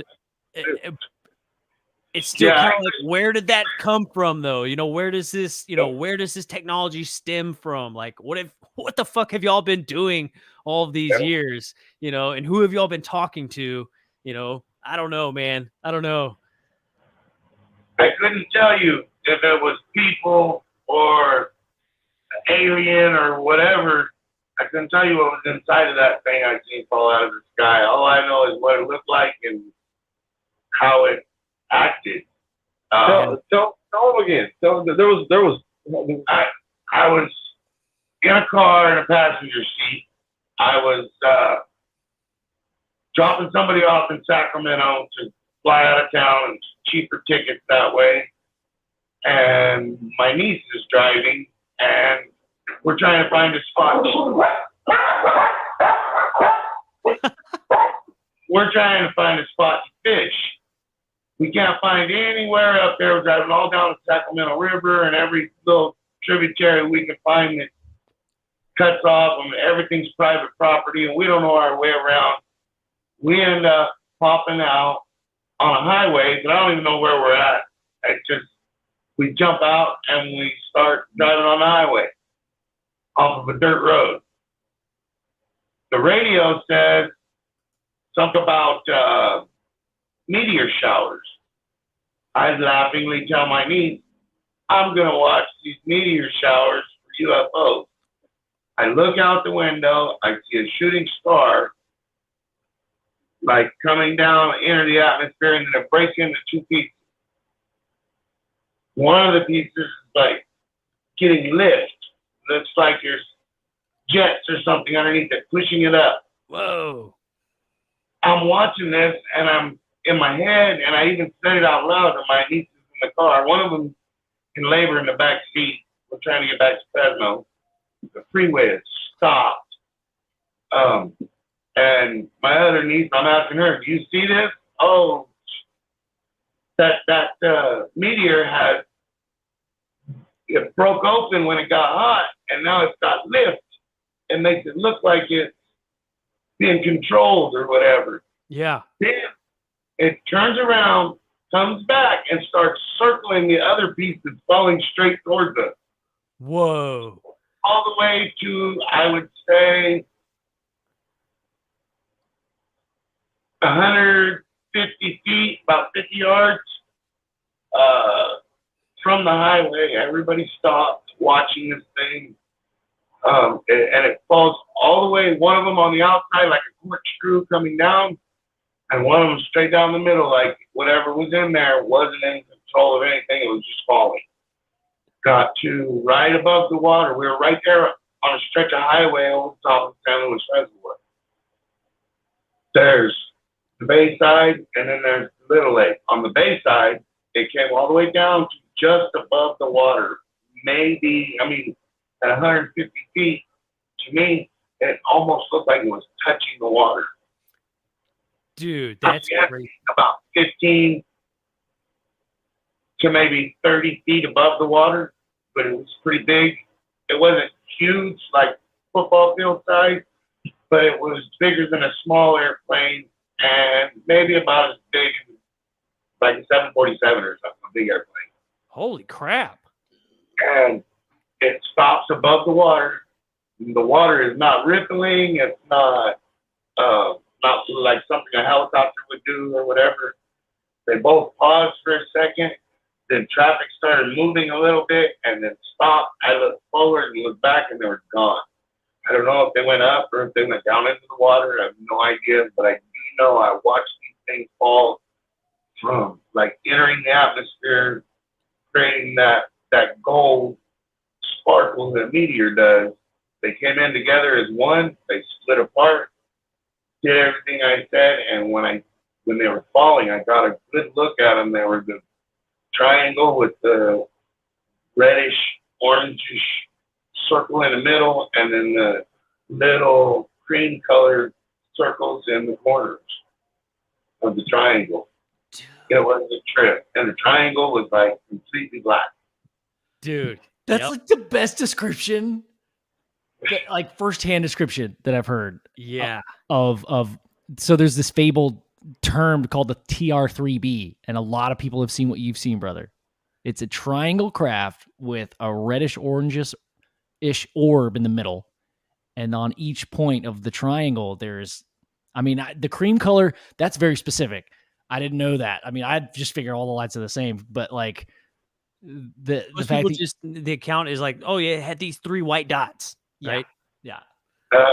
I'll draw you a picture of that. Hey, you should, bro. Dude. So, and it was pretty big. You said size of like a 747? Yeah, about that, but it didn't have a tail. Right. It was a triangle, like the front half. Dude, that's crazy. It's almost like I feel like I've heard this already. Maybe it was when we had been. Maybe you had said this, but yeah, it almost has like that effect of like what if like one's like a pro at flying the TR-3B and one's in training, right? And one loses control, but they can like a drone, you can control it with a remote control, and it's flying with this thing, trying to stabilize it. He told me when I told him the story about it when we came home, and I told him, and he like, I don't know, we bounce shit off each other all the time. Am I crazy? Check it out. Yeah, dude. So Sonny, you did say that. Okay.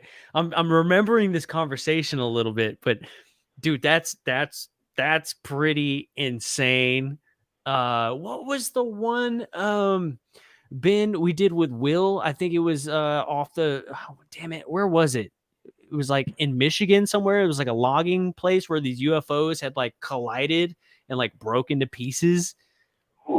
Dude, was it with Jacob? Like our buddy Jacob? No, it was with Will. Shit. Big Willie. Tell me more, because I can't remember. Okay, so you remember there was like these donut-shaped UFOs, and one of them started falling apart, like they had crashed into each other. And then there was a team of like, I guess, FBI or military guys that showed up on the plane and recovered some of the material. And then mysteriously the plane crashes, right? Okay. And only like 2 people survived. Okay. Well, I'm not going to speak to, because dude, I know, there's so many stories going through my head. Is it the one where like the molten thing starts like dripping off of the craft and onto this person's boat? And like, yes, yeah. Dude, I mean, Sonny, have you and Billy, have you all heard of this story? And the account was that like the metal that was falling from the sky was like it was floating like paper because it was so light. But when they recovered the material, it was like metal. It was still that hot when it was recovered? No, it was just metal, but like when it was falling out of the sky, it was like floating like paper. Okay, I was referring to when he said it dripped down on their boat or something. I thought maybe after it was recovered, it was still that hot. Yeah, no, that was during the crash. There was a crash, and these people saw it up in the sky on their boat, and material was falling, but it was like molten, and it was like smashing their boat. And then like other material, like the big chunks of metal, should just fall right out of the sky, but they were floating like pieces of paper. Dude, that's like the alien version of La Bamba. Dude. Ricky. Dude, we actually got a bunch of reasons. It should have been you. Yeah, it should have been you, Bob. Oh, it's so fucking sucks. Oh, dude. Hey, you know that art contest? I won. Dead on. She's all like, "Oh, Mijo with the baby coming." He's all like, "Art lessons." Hilarious, fool. I love that. That's like in my top 5 favorite movies of all time. We can quote the whole damn thing. I love that movie so much. Hey, where are you guys from? Texas? Yeah, we're in Austin. Yep. All right. Yeah. Oh yeah. Yeah. Dude, not being from Fresno. Yeah. Huh. Yeah. You guys don't come across as somebody that's from California. I'll just be straight up with you guys. Yeah. So there is parts of California that's country. Yeah, we grew up in the country of California. Yeah, we're country, man. Our relatives they're from Oklahoma, and that's why we kind of get that. We got a funny accent, but we're from California. A lot of people ask what's that accent. I'm like, well, I'm from here. Yeah. We expect you to be had to like just guess, I would have said something like Kansas or Tennessee, maybe. Yeah. Actually, a little bit different, so I'd probably go closer to Kansas, but dude. You wouldn't have picked Fresno, huh? No.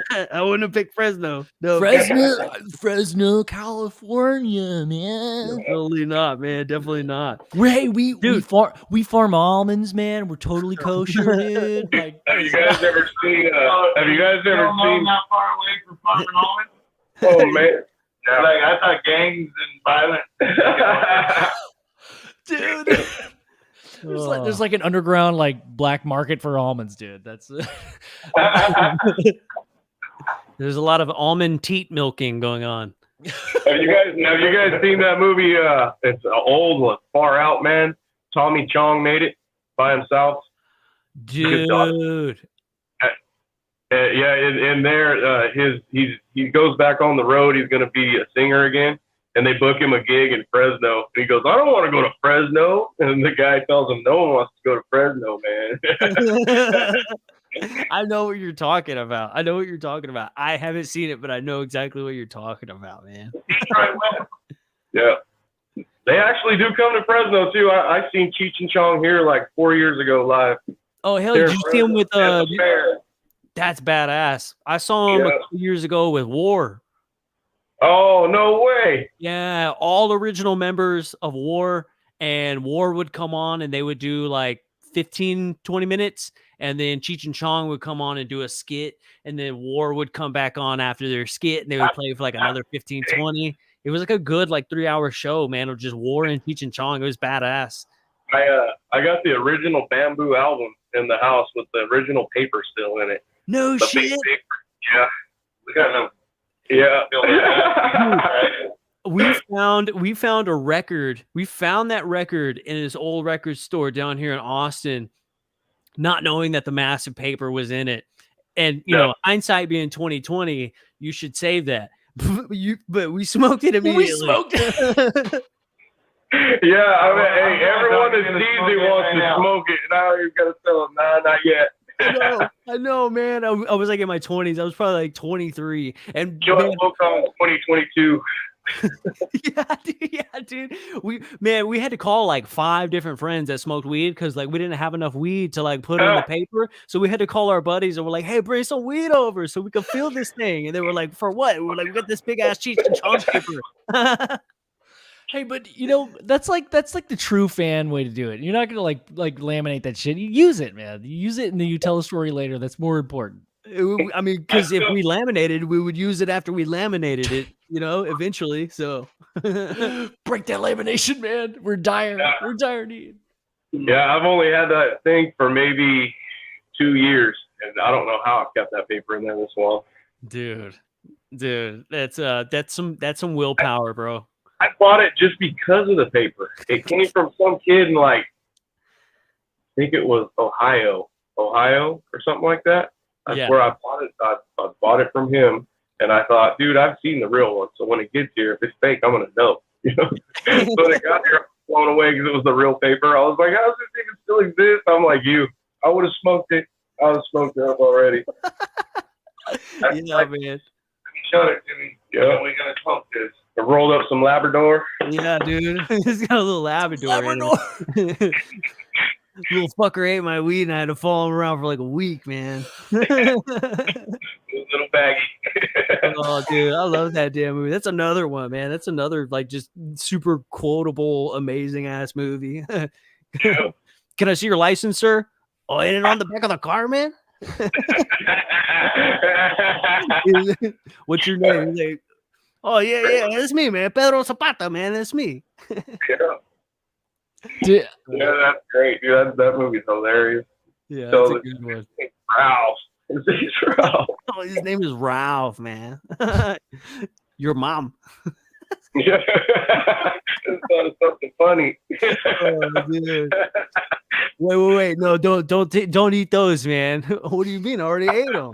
Oh, you just ate the most acid I've ever seen anyone eat, man. I did that to Donnie. I did it to Donnie while we were hunting. He had a bad headache, and I gave him 2 Excedrin migraine, and I let him take them and swallow them. And I go, wait, Donnie, don't eat those. And he goes, I already took it. And I go,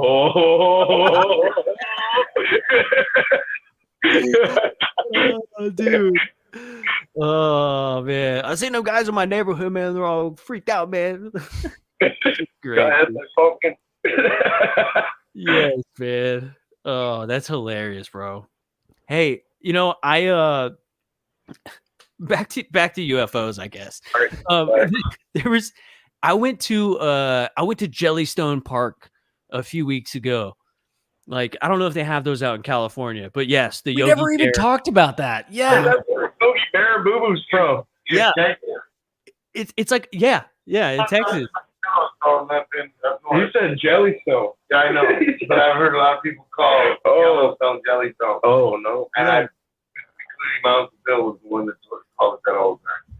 Dude, so Jellystone Park is like modeled after Yogi Bear. So there's like Cindy Bear, Yogi Bear, Boo Boo Bear, like, like the Ranger, like they're all there, right? And it's like this they have like water parks and like hiking trails, and like you can just take your RV out there and just park it. You can do like tent camping. It's pretty badass. But we're out there, man. And me and my wife are just kind of looking up in the sky, looking at stuff. And all of a sudden, out of the corner of my eye, I see something. I look up and I see it, and it's moving. It's like hauling ass, but it's like a big solid white dot, no blinking lights, no nothing. And it's probably, I would assume from where we were, it was probably heading north, and it ends up going behind these clouds. But I shit you not, dude, not even 20 seconds later, there's this jet hauling ass going east. So this thing was going north, and the jet was coming east towards whatever this was that was flying. And I was like, that's pretty interesting, because normally, like, you see like commercial airlines and you'll see like the blink, blink, blink, they do like that cool like blinking pattern. But this thing, I don't know if it was a military jet, I don't know their blinking patterns, but these lights were like blink, blink, blink, blink, blink, blink, blink, blink, and this thing was hauling ass directly towards it. And then coming from, so if it was going north, this was coming east. Then coming from the south, there was a second jet hauling ass directly towards where that object was going. And, me and my wife were like, it could have been a satellite, right? And then she was like, oh, look at that. She was like, there's a jet. The first thing we saw, there was no noise, but we could hear the jets like hauling ass right over us, going directly towards whatever that was in the sky. It was moving. It was going fast. You could tell it was. Yeah, it was moving. What? Dude, Yeah. we never... I remember you telling me about. I just never asked you. I was like, I remember making a joke about Jellystone Park, and we never talked about it again. That was like a month ago, man. Well, they have this badass arts and crafts table where you can go and paint stuff, and it was badass. Dude, it sounds like it was Jellystone Park. Yeah, dude, Jellystone Park. The realtors under control and like dudes in suits out there playing the cartoons like Disneyland. Dude, yeah. They have like people dressed up and stuff. They have like the bear cave, and like that's where they get ready, and then they come out of the bear cave and stuff. And it's pretty awesome, man. And like Yogi Bear will be walking around, and he'll come to your picnic table and shit. Like it's awesome. It's awesome. I think they used to have a real bear, and then like PETA was like, I don't think so. Dude, they walk around in those suits during hunting season. Huh. Yeah. Yeah, seriously. I was gonna say, Sonny. Speaking of bears and like bear suits and stuff. When we were chatting the other night, brother, I was asking you about that the photo, the video that you shared.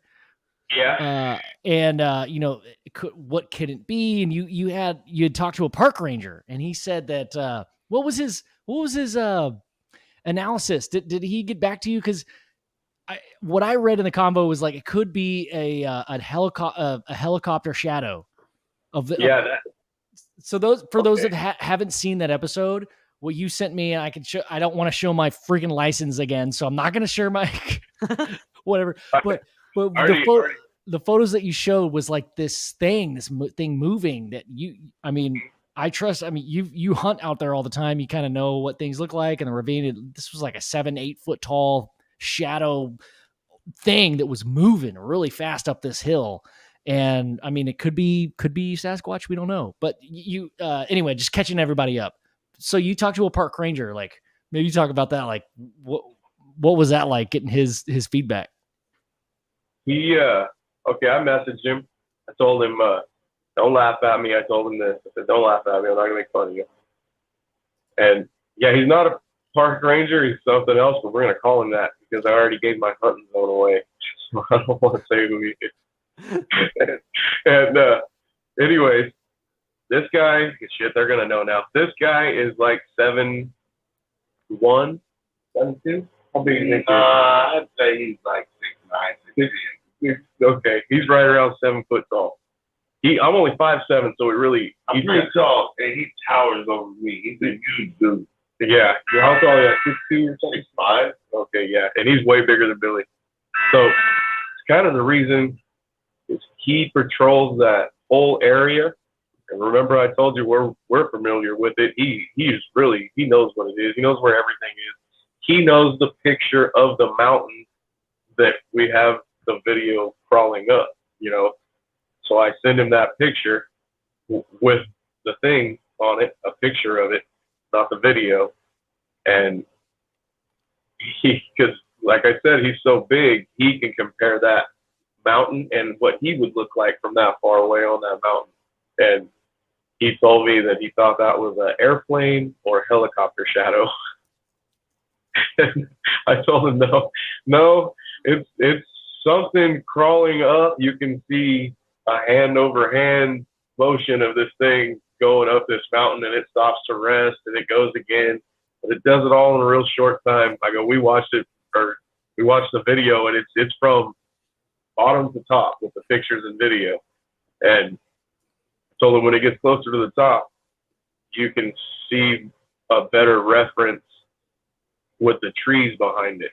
And he said that's, that was his response, was it was a helicopter shadow or plane shadow. And then I told him, you'll have to. He said I'll have to see the video, and then I said, yeah. If the forest opens back up, we will. I'll meet up with you at some time and show it to you. He messaged me like a day and a half later, and yeah, it's okay. He messaged me like early before everyone knows and tells me, hey, forest is opening back up on the 16th. Hope everyone knows that. California. Well, yeah, but they say it's opening up, but they can always tell us no. But supposedly that's the opening of rifle season. We've been up there for bow season. We have 2 different ones, and now it'll be now hopefully we'll have snow on the ground season to hunt. Damn. But yeah, this big guy that's like 7 feet tall thinks that's a helicopter or plane shadow in the picture to him because of the size. The picture. He hasn't seen the video though. He hasn't seen the video yet. I'll show it to him when I go up there. Yeah. The object itself is moving fast, but if it's a plane or a helicopter, it's moving incredibly slow. Oh, yeah. Yeah. So, yeah. 100%. No, dude. 100%. Dude, yeah, that video is pretty badass, dude. Yeah, it's pretty badass. I don't want to show my driver's license again, so I can't do it. Sorry guys. I'm learning from my mistake. Did somebody send you some pictures in Messenger? Yeah. So we've got some photos from Greg. And it's pretty interesting. I mean, this kind of goes along with what we're talking about. So what Greg, hey bro, thanks for sending those, dude. I just kind of want to chat about these. This is interesting as hell. Yeah. So he said there's no stream, jet stream or anything for this object. I'm zooming in on the wrong one. And what I have.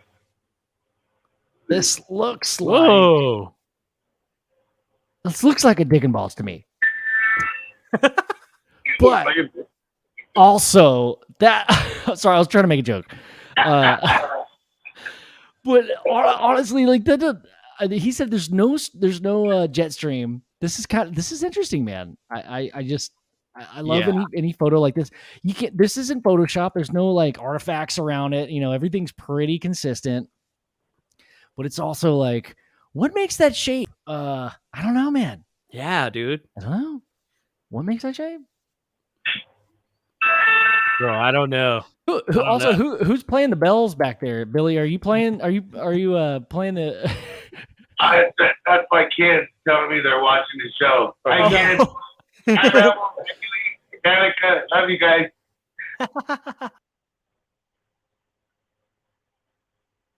I didn't even know they knew. I didn't either. I told them I was just come over here and get famous. Yeah, this is where you get famous. Joe and Ben are famous. They were doctor scientists. People all the way in Fresno know them. Doctor scientists before the show, I think. We were doctor scientists first, Well, now your cousin's a doctor scientist too, dude. Yeah, dude. Official. Right. You come on the show, you're an official doctor scientist. When do I get my degree? I'll put that to you. That's something that we should put on the website, Ben, is a doctor scientist degree that you can just print from your home computer. Oh my God. And frame it. Yes. A Yes. free gift. Yeah, dude. Yeah. Dude. I go trim on mine though. We should make, instead of making like a fancy degree though, it should be written like in crayon. like not really. It's gotta be like the official type. Yeah, dude. Yeah. Put it on like some like marriage license type paper and shit. Gotta have a fancy border. Yeah. Hey, I'll be right back. Yeah. Dude, I kind of want to just look at this photo again, dude. I want to get your opinion on it, guys, because like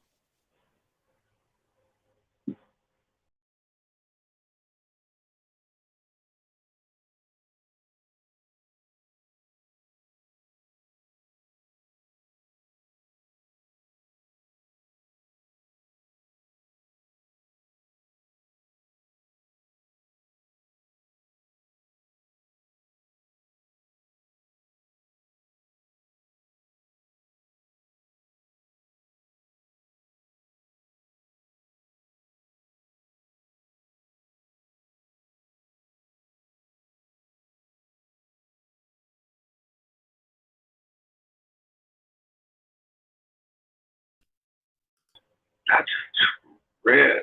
Hey. Hey, I'm not a Star Trek guy, but doesn't that look like the Enterprise? Isn't that what that looks like? Or was that one circle? Oh, dude, that kind of does look like the Enterprise. What? Love that. Yeah. Love that. I think it's possible, man. Anything's possible, dude.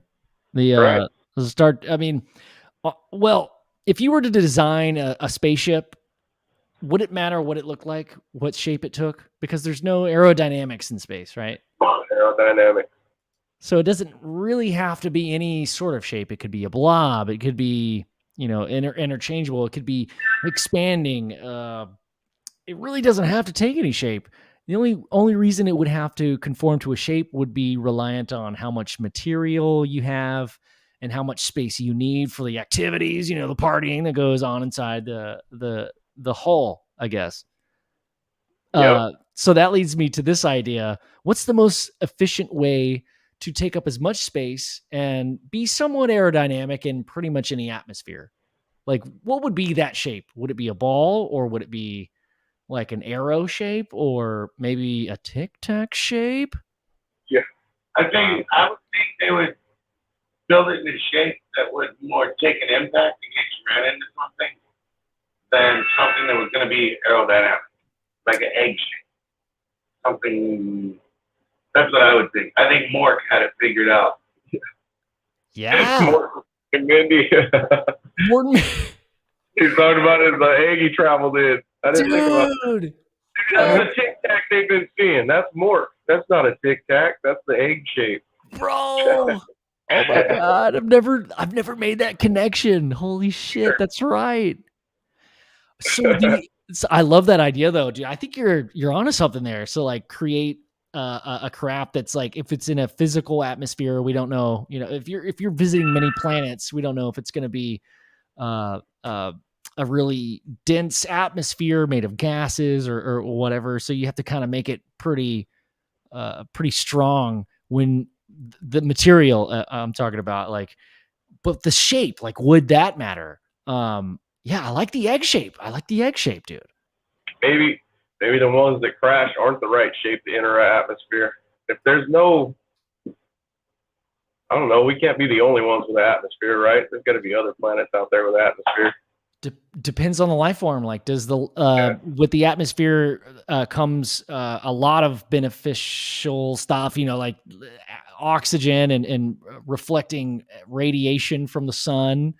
If a planet lived near a sun that was slowly dying, that didn't have as much, I'm talking like I know, like I'm a scientist, or like a doctor scientist, but like if it didn't need that much protection from like radiation and stuff, it wouldn't need as much of an atmosphere. So maybe it wouldn't have that thick of an atmosphere. Therefore, if you like try to enter it, it wouldn't combust like a lot of materials do when they enter ours. Each one would probably be specific on what elements are on that planet. Each atmosphere, the angle and the speed that you got to come in without catching on fire and melting to nothing. Dude, yeah. I picture it like Spaceballs, where that little thing's got to open up so the vacuum sucks all the air. Yeah. Yes, dude. Bubble atmospheres. Dude, yes. Hey, Yeah, that's what it was. Sorry, dude. I just noticed you came back, Joe. My bad, bro. I've been here for like 5 minutes. For real, my bad, dude. My bad. You just made yourself known. Yeah. Wait, y'all do Bigfoot stuff? We love. I seen my footprint on like 3 channels of the local news and the newspaper. You remember? I wore a size 13 shoe, but my toes were all cramped up in it and whatnot. I actually wear like a 15. But Dude. well, when I was young, you go to the local shoe store, they don't go higher than a 13. So that's where your shoe size stops. Yeah. I've seen my footprint on the news, man. I told you guys about this. This was the cousin I took with me. This is Oh my God, that's awesome. Hey, called Big Sandy Campground. And at that particular time of year, it was hot. Like in the daytime, it was like 80 degrees. But there's still snow in the shade of trees and stuff like that. It's like 8,000 feet. It's pretty high elevation. There's little banks and stuff that have a lot of snow on them and whatnot. Oh, we went up there, me, my wife at the time, our kids. We go up there with this guy and his wife and kids. And my kids decided to use my flip-flops, the cheap rubber flip-flops, as skis to go down these little slopes and hills. And we're all dressed in shorts and tank tops and stuff. They got to go to the bathroom. I walk them across the street to where the bathroom is right there. When I'm waiting for them to come out of the bathroom, I'm standing in the smoke because it's hot. I'm watching it melt and everything. I step out of it and I look at it and I consciously laugh to myself. That looks like a Bigfoot trap because the toes were melted away and each toe was turned to separate. And it's a big ass footprint to begin with, plus what melted away. Well, yeah. I get home the next morning on TV. There's a big emergency lookout. You gotta go find Bigfoot, and it was my footprint next to that bathroom. One of the photos on the news had his truck in it. Wait, hold on. You're I not didn't believe it until I seen that. I was like, oh my God. So you're not joking. You actually, there was a news. Oh. We've never told no one this either. This is the one thing about me is tell the news or nothing. If I'm bullshitting you, if I'm lying to you, at the end of the story, I'll give you just a few seconds, maybe minutes, depending on how funny I think it is. I'll look at you and go, no, I'm lying. Oh, dude. Is that what you just did? Or are you just I know what. Are you That's fucking hilarious. The first time I was on the show and I was telling you guys his stories, and I laughed because I said he can't tell a lie, and then I laughed. I didn't tell that part, but that's why he can't tell a lie, because at the end he'll say, "No, I'm lying," and it's every fucking time. Dude, that is hilarious, man. Holy shit! You just ended up on the news like randomly one day. Yeah, it was hilarious. I loved it. It was funny. Everybody ever since. We didn't tell the news to the paper or nothing. We just told everybody. I told everybody I seen. You see those footprints on the news? That was me. That was my feet. So wait, are you lying, or was it? No, you were. He's one of the Fresno Big Feet. Dude, yeah. That's amazing. You guys got one Fresno Sasquatch on your show. Now we're looking. We got him. That's like better than like putting your hands like in the Walk of Fame in Hollywood, dude. That's even better. It's like your print was dug up, cast, molded, and like in some scientist like office right now, and it's your foot. Oh, dude, that's hilarious. Man. This is my grandson. He's a fan of your show. Get in here, tell him hi. He just got back from football practice. What's up, man? What's up, dude? All right. What position do you play? Right guard. You a right guard? All right. That's what's up, man. I like that. That. What's your team called? Red Cats. Red Cats? Yeah. All right. Did you say what position you played already? Yeah, right guard. Right guard. Yeah. He's Offense and defense. Iron Man football. What do you play on feet? DN. I like that, man. You know, I came from a really, really small town, and we had to play both sides of the ball. Not by choice, but because we had to. And yeah, man, I was the same way. I played center, and then I played middle linebacker. Yeah, my best friend is in. Wait, what are we talking about? Who said that? Center. Which one of y'all said that? Oh, that was me. Yeah, that's a tough spot. Yeah, yeah, it definitely was. It definitely was. No, I know. I gotta go take a shower. All right, man. Have a good night, buddy. Have a good night. Yeah, bye. Good job. That's so cool, man. That's All right. Yeah, I had the garage door open. He snuck up on us. That was awesome, dude. I love it, man. Creaking and everything, and I just heard that he was there. I was like, oh, talk baseball real quick. Football will do. right. So, dude, with all y'all's experience with like just weird stuff happening all the time, even if it's your own footprint, right? I mean, when we're talking about UFOs or Bigfoot or anything like that, where do you guys land like on like all of the other cryptids that are out there, whether it be the chupacabra or it's like the Mongolian death worm or Dogman, Wolfman? I mean, how do you guys feel about those types of things after having y'all's own personal experiences like with weird shit? I believe in skinwalkers. Yeah. Skinwalkers, got it. Like the native shit. Yeah, we're Indian. We look like big old white boys, but I'm Indian and Italian.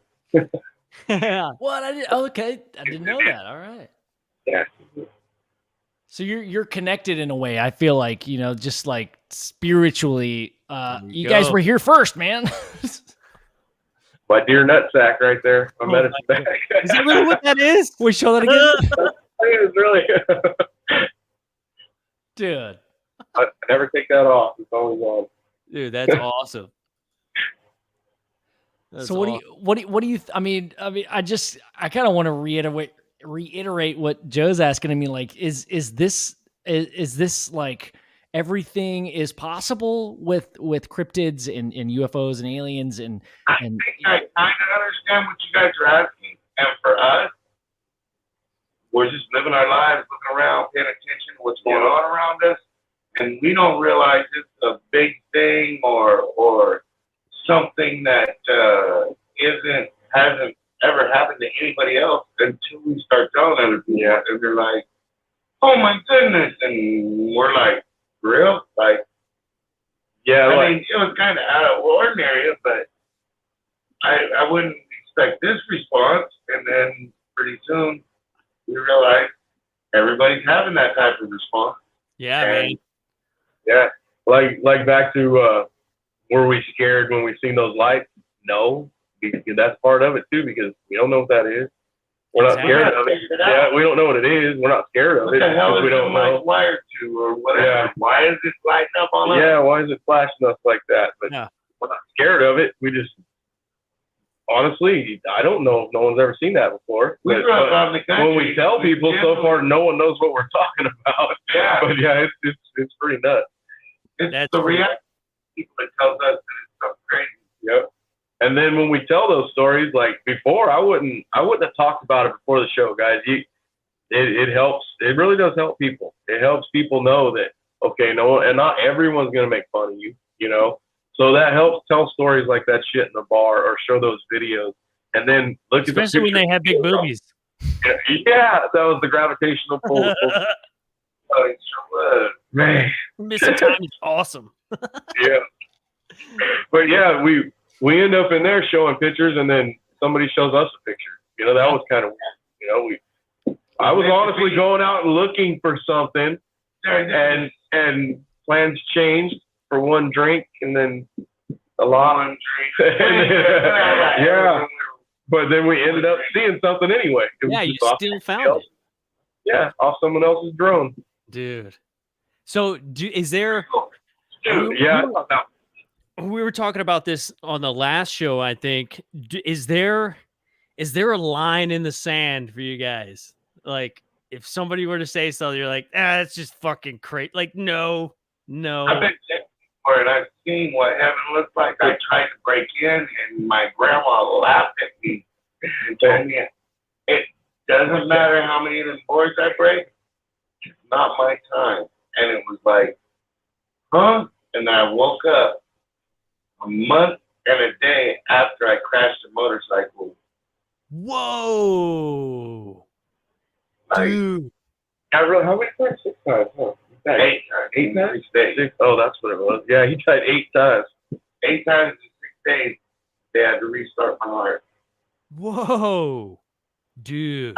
That's I was in a coma for a month, but before I was in a medically induced coma. Yeah. I didn't crash the bike and be unconscious.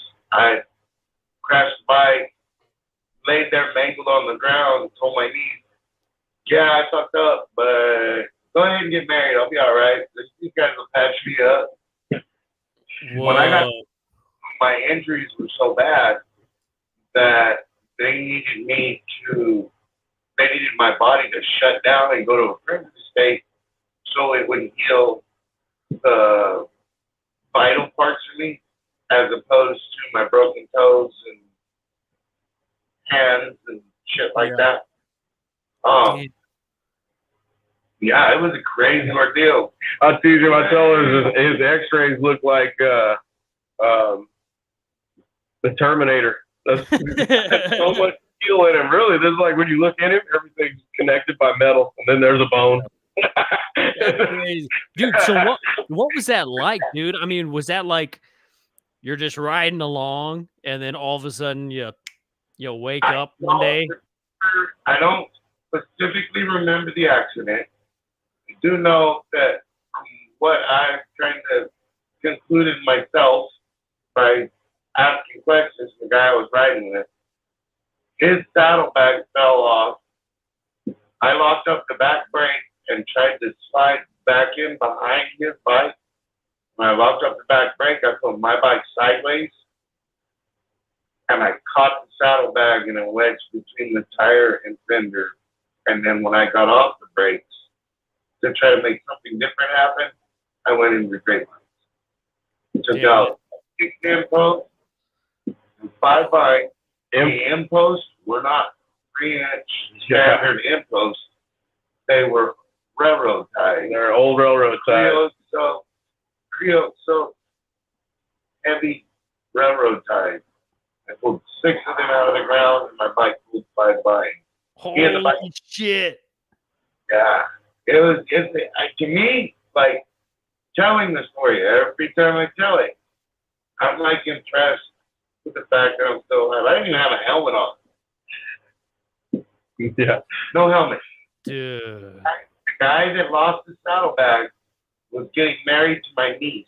I was in a tuxedo as a groomsman because she was marrying one of my good friends, a guy like a brother to me. He loses his saddlebag and gets hung up in my bike. I shoot out into the grapevines. I'm laying there mangled and twisted, telling them they need to. The only part that I actually remember is I'm laying there. I look down and my body is hella long, and where my legs tend to twist over doesn't look right to me. Everything's just offset. Damn. My nephew comes up and he's got a scared look on his face. I look at him, I tell him I need something to drink. He goes, we don't have anything. All we have is beers. And you can't have a beer right now. And I look at him like, I don't care about DUI. My body is telling me that I need something to drink. Yeah. I need to get fluid into my body now. He disappears for a while. He comes back with a grape soda. I take the grape soda from him. It's not I go to reach up to the grape soda, and I look at this hand, and it's upside down from what I'm expecting it to be. I look at this hand, and it's kind of just flopping back here. I hold them both down. I tighten up my muscles. I put my wrists together. I get the soda from him. I look, and it isn't open. He grabs the soda, he cracks it open, hands it back. He's like, oh, my bad. Cracks it open and hands it back to me. Like this brandy. Oh, no. I take the soda, grape soda, and I drank it all at once. Like, as soon as I touched it to my mouth, it was gone.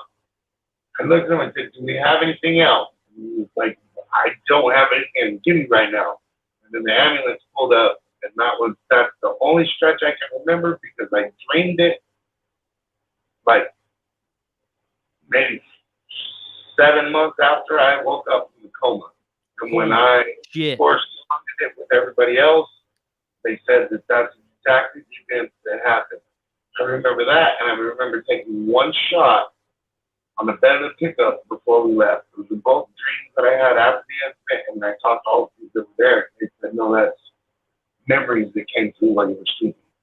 Dude. So from the time that you went unconscious to the time that you woke up, was that like, did it feel immediate to you? Like kind of like when you go to sleep and then you wake up and you're like, damn, I've been asleep for 8 hours, but it felt like instant. How was that time that you were in the coma? Did it feel, I mean, I don't know, like, did it feel long or did it feel kind of like a sleep where you just woke up one day and it was instant? I don't know if it was all within the time period of when my heart was stopping and they were jump starting me and cutting organs out and everything else to save my life. Like, they worked their ass off to keep me alive. Yeah. I don't know during that part that I had the, I would say probably about a 6-hour endeavor.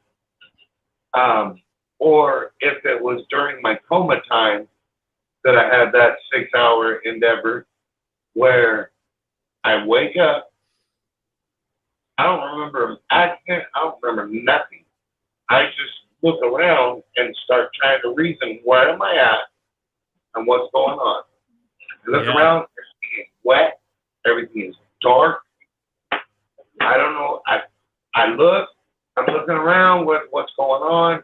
I see little cracks in the board, like floorboards above me, like an old style hardwood floor with the wood planks.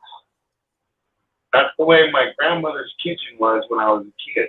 One section of her kitchen was a porch that was converted into a kitchen, and the floor had boards on it, hardwood boards. And I was looking through those boards at the light coming through inside of there, and I'm looking all around me, and all I see is mud and whatnot. I recognize where I'm at.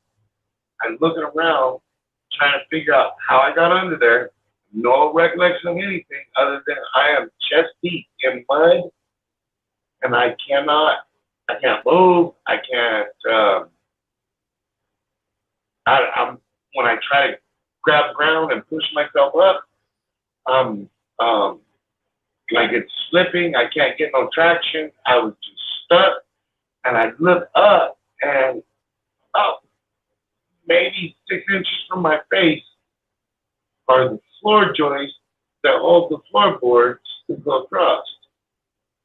And I started looking through the holes. His dad had passed away recently before I crashed a motorcycle. He was the first person I seen. He was sitting there, and he always had a nervous habit where he would bounce his leg. And when shit would get really stressful, where he should be nervous, all that shit would stop. He would calm down and handle the situation, whatever it was. Yeah. He's sitting there bouncing his leg. I'm looking through the cracks in the floor so I can see him, kind of. I recognize who it is. I see him bouncing his leg. And I'm looking at his face, like, what the hell? And I don't realize that these people are dead at the time. Yeah. I'm on the same plane they are. Like, we're in the same predicament, same area. I need to communicate with them, figure out how I can get out of the mud from under his house. And I noticed that there's like people walking through my line of sight of him. And some of the people I know, some of the people I don't know, but I believe now all of them were dead. My grandfather, who that was his kitchen, was not there. He was still alive until shortly after my accident. His son's dad looked at me eye to eye, like I see him focus on me, and his legs stopped shaking. Everything about him quit, like he got busted. and he looked away. And if you knew him, yeah, I can see him do that's exactly how he would have reacted. Like, oh shit. Yeah, and that's exactly what he did. Dude. So I'm looking at the floor, how the floor is put together and whatnot. I know I can't. I've already tried for a while in my head to push out of this mud, and there's no way I can climb out of there.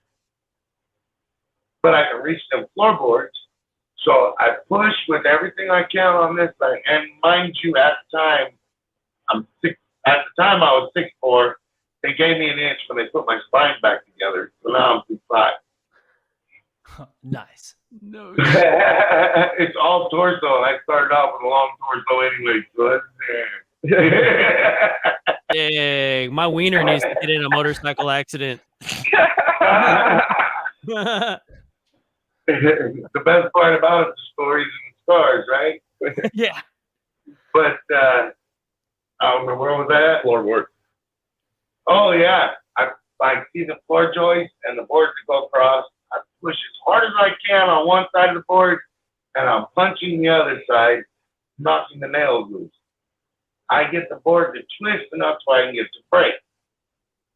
I grab the next board, I start hitting it and trying to break it. I get it to twist where I can stick my arm all the way through the floor. Now, I grab the board, I pull myself up, I look over it, and it's Dad, and then I look around and I see all these people in there, but I can barely get my face like up even with the floor. Like I can see everybody that is in my line of sight, but there's more people there than I know. It was like the biggest holidays at Grandma's house when people were walking all over the place. Exactly what it was. And I look over at his dad, and he tells me, or he don't tell me shit. He looks at me with a scared look on his face, looks at my nanny, my mother's mom, and his dad's mom, looks at me, gets a panic look on his face, looks at our grandma, and like motions for her to look, like he told on me.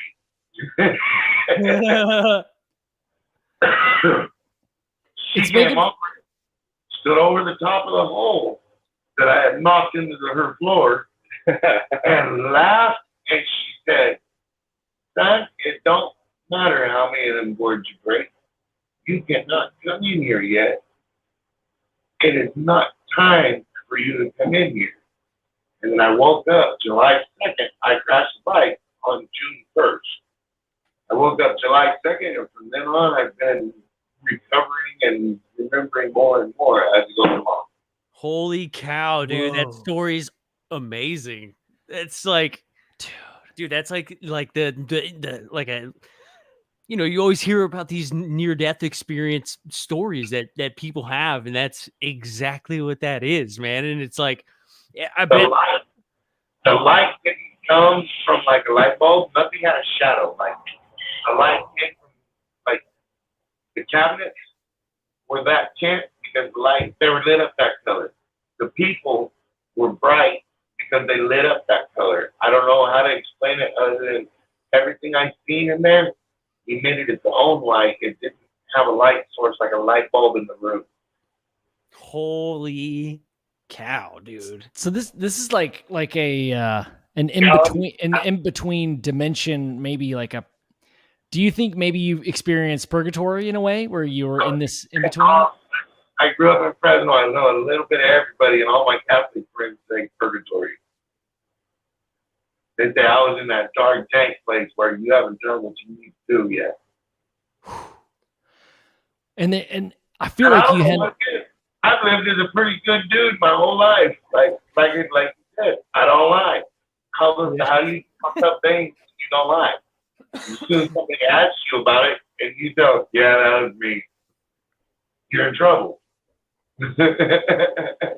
Dude, that's so nuts, man. That's crazy. Dude. And for you being under those boards, seeing all these people, I mean, you know, that's like some of them were dead when I was there, instantly, as soon as I woke up, I started telling everybody. I was like, and I didn't even like, how have you been? What is it like?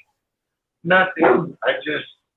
It was like I didn't even understand the concept of being alive or dead at the time. It was weird.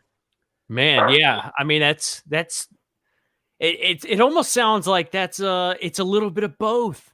Like you're a little bit alive and a little bit dead, like enough to be able to experience this other like realm that that we can't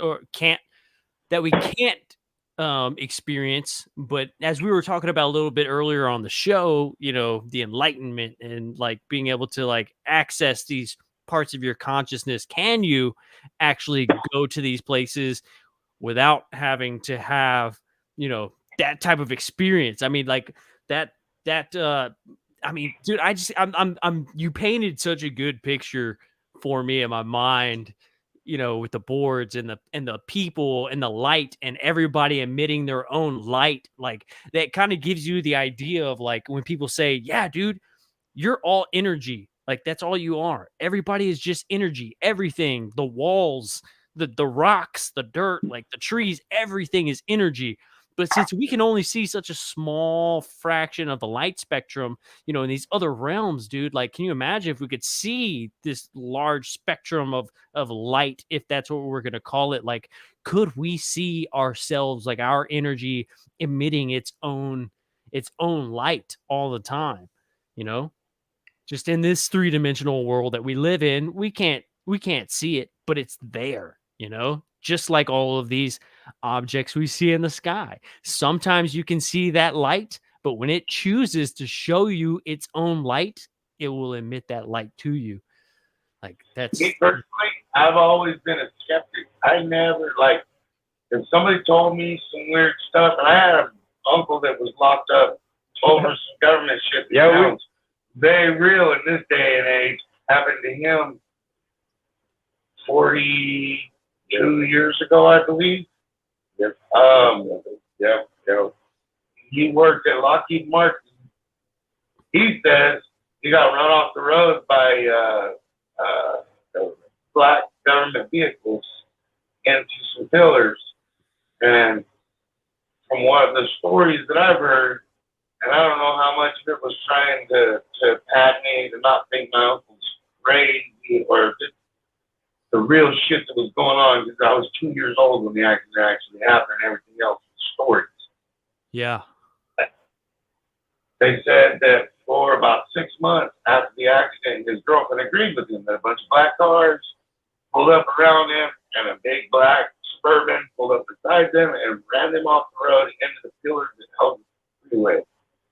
After about 6 months of them saying, like, arguing with him, and I don't know why. I don't even know why they would be still questioning after the incident, but it ended up about 6 months later. She changed her story to they were driving just straight on the freeway, and he just turned out of nowhere, crashed into the pillars, and that was it. He tried to kill them both. He says he got off the road by some black vehicles, and there's no way he would try to hurt that girl that, all this stuff. He was locked up my whole life that I can remember. He was very intelligent, college educated, worked at Lockheed Martin, the thing you hear about on all of the alien shows and weapon technology stuff, and his job was to carry paperwork from San Francisco down to LA. That's what he did. He made a route. He had all this clearance coverage and these degrees and whatnot to that. Have you seen the movie? He wasn't just he didn't just start out a shit crazy guy. He actually did have an important job. Have you seen A Beautiful Mind with Russell Crowe, and he's a teacher, and that story right there really, really hits home to me, because he goes and drops all these documents off at the official place, but then his buddy gets him to wake up and realize it's an old rundown shack abandoned place that he's dropping the mail off to that he's thinking is something official, and he's different. Like, I don't know how much of that was my uncle's life or how much reality, but he was labeled schizophrenic, and he's the only person in the family that's ever been labeled schizophrenic. He's been labeled a lot of other stuff. Yeah. They call it that. And he, like, he was super educated, super, like, held shit down, and I don't know, just either one day he flipped out in his head, lost his mind, or he gave some of them documents. He was traveling from San Francisco to LA to something he wasn't supposed to, and wrecked his own mind that way, thinking he was being watched. Or they thought he did and wrecked him completely from there on out. I remember one time I picked him up. He was walking down, for us, Blackstone is a really big street, all right? He used to go to this restaurant and eat every morning. I was driving down the road, and I had a big lifted pickup, and I seen him walking, so I pulled over, and he recognized me instantly. And I said, Uncle Don, you want to ride? And he said, yep. And he's, okay, my dad, his mom are brother and sister. This guy is his dad's brother. So he's not really my uncle, but our family's like that. But you're his uncle, you're my uncle. So I asked if he wants to ride, and he said, yeah, immediately. And this is a big ass truck. He opens the door and gets in. That's not usual. You don't usually let people drive anywhere. I take him back to his home, actually, where he stayed. It's a institution type home. You know, they got people that watch him there. But he could leave during the day, you know, and do what he wanted. He didn't have a car, so it was like a hospital-proof home type thing. I dropped him off, and then a couple of days later, I went to his house, and his mom had brought something up about Uncle Don, and I said, oh, I just seen him. And she asked where, and then I told her the story, and she looked so surprised. She was like, he got in the car with you? And I was like, yeah, in my truck. And I drove him all the way across town back to his house and got the bus. And she said, he won't even get in the car with me. And I was like, I don't know what you're talking about. He just jumped right in. I didn't, you know. Yeah, Joe said she's a woman. He went in there with her. For real. Yeah. Whoa. That's nuts, man. You won't even get in the car with me. Shit. Yeah. Yeah. He just jumped right in there. And that, when I heard that, that's when I started asking questions. And, like, I don't get it. Why wouldn't he get in the truck with me? Why would he be scared to ride with me? You know, he knows me. And then they told me what happened. So when I heard them stories, I was like 19. I was older, way older. I ever heard anything like that about him. And yeah, it was a trip. I never asked him anything like that because I didn't want to set him off. I've never seen him act crazy in my life, so I didn't want to see it type thing. You know, I didn't know if he really would, or I wasn't around. Yeah, but he was just a cool guy to me. He was just a normal old guy to me that lived somewhere where other people lived that watched over him. He never ever seemed crazy to me until I was 19 years old and I heard those stories. In other words, I'd never seen any signs of that. I never knew why he lived there. I didn't know. Dude, have you ever seen that documentary Mirage Men? No.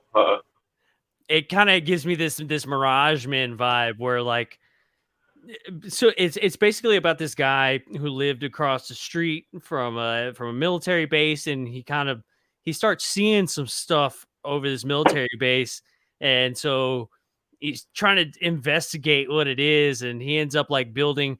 I think he was he built parts, like he was like a machinist and like an engineer, and he built parts for aircraft, I think. And he starts seeing this stuff over the military base, and he's trying to, you know, contact them and tell them what he's seeing and this and that. And he doesn't get any responses. And so finally he builds this little radio, and he starts intercepting like messages from the military base, and they find out about it. And they send, it was Air Force intelligence I guess at the time it was like Richard Doty or something, and they sent him to go find out what was going on. And so they started feeding him like misinformation.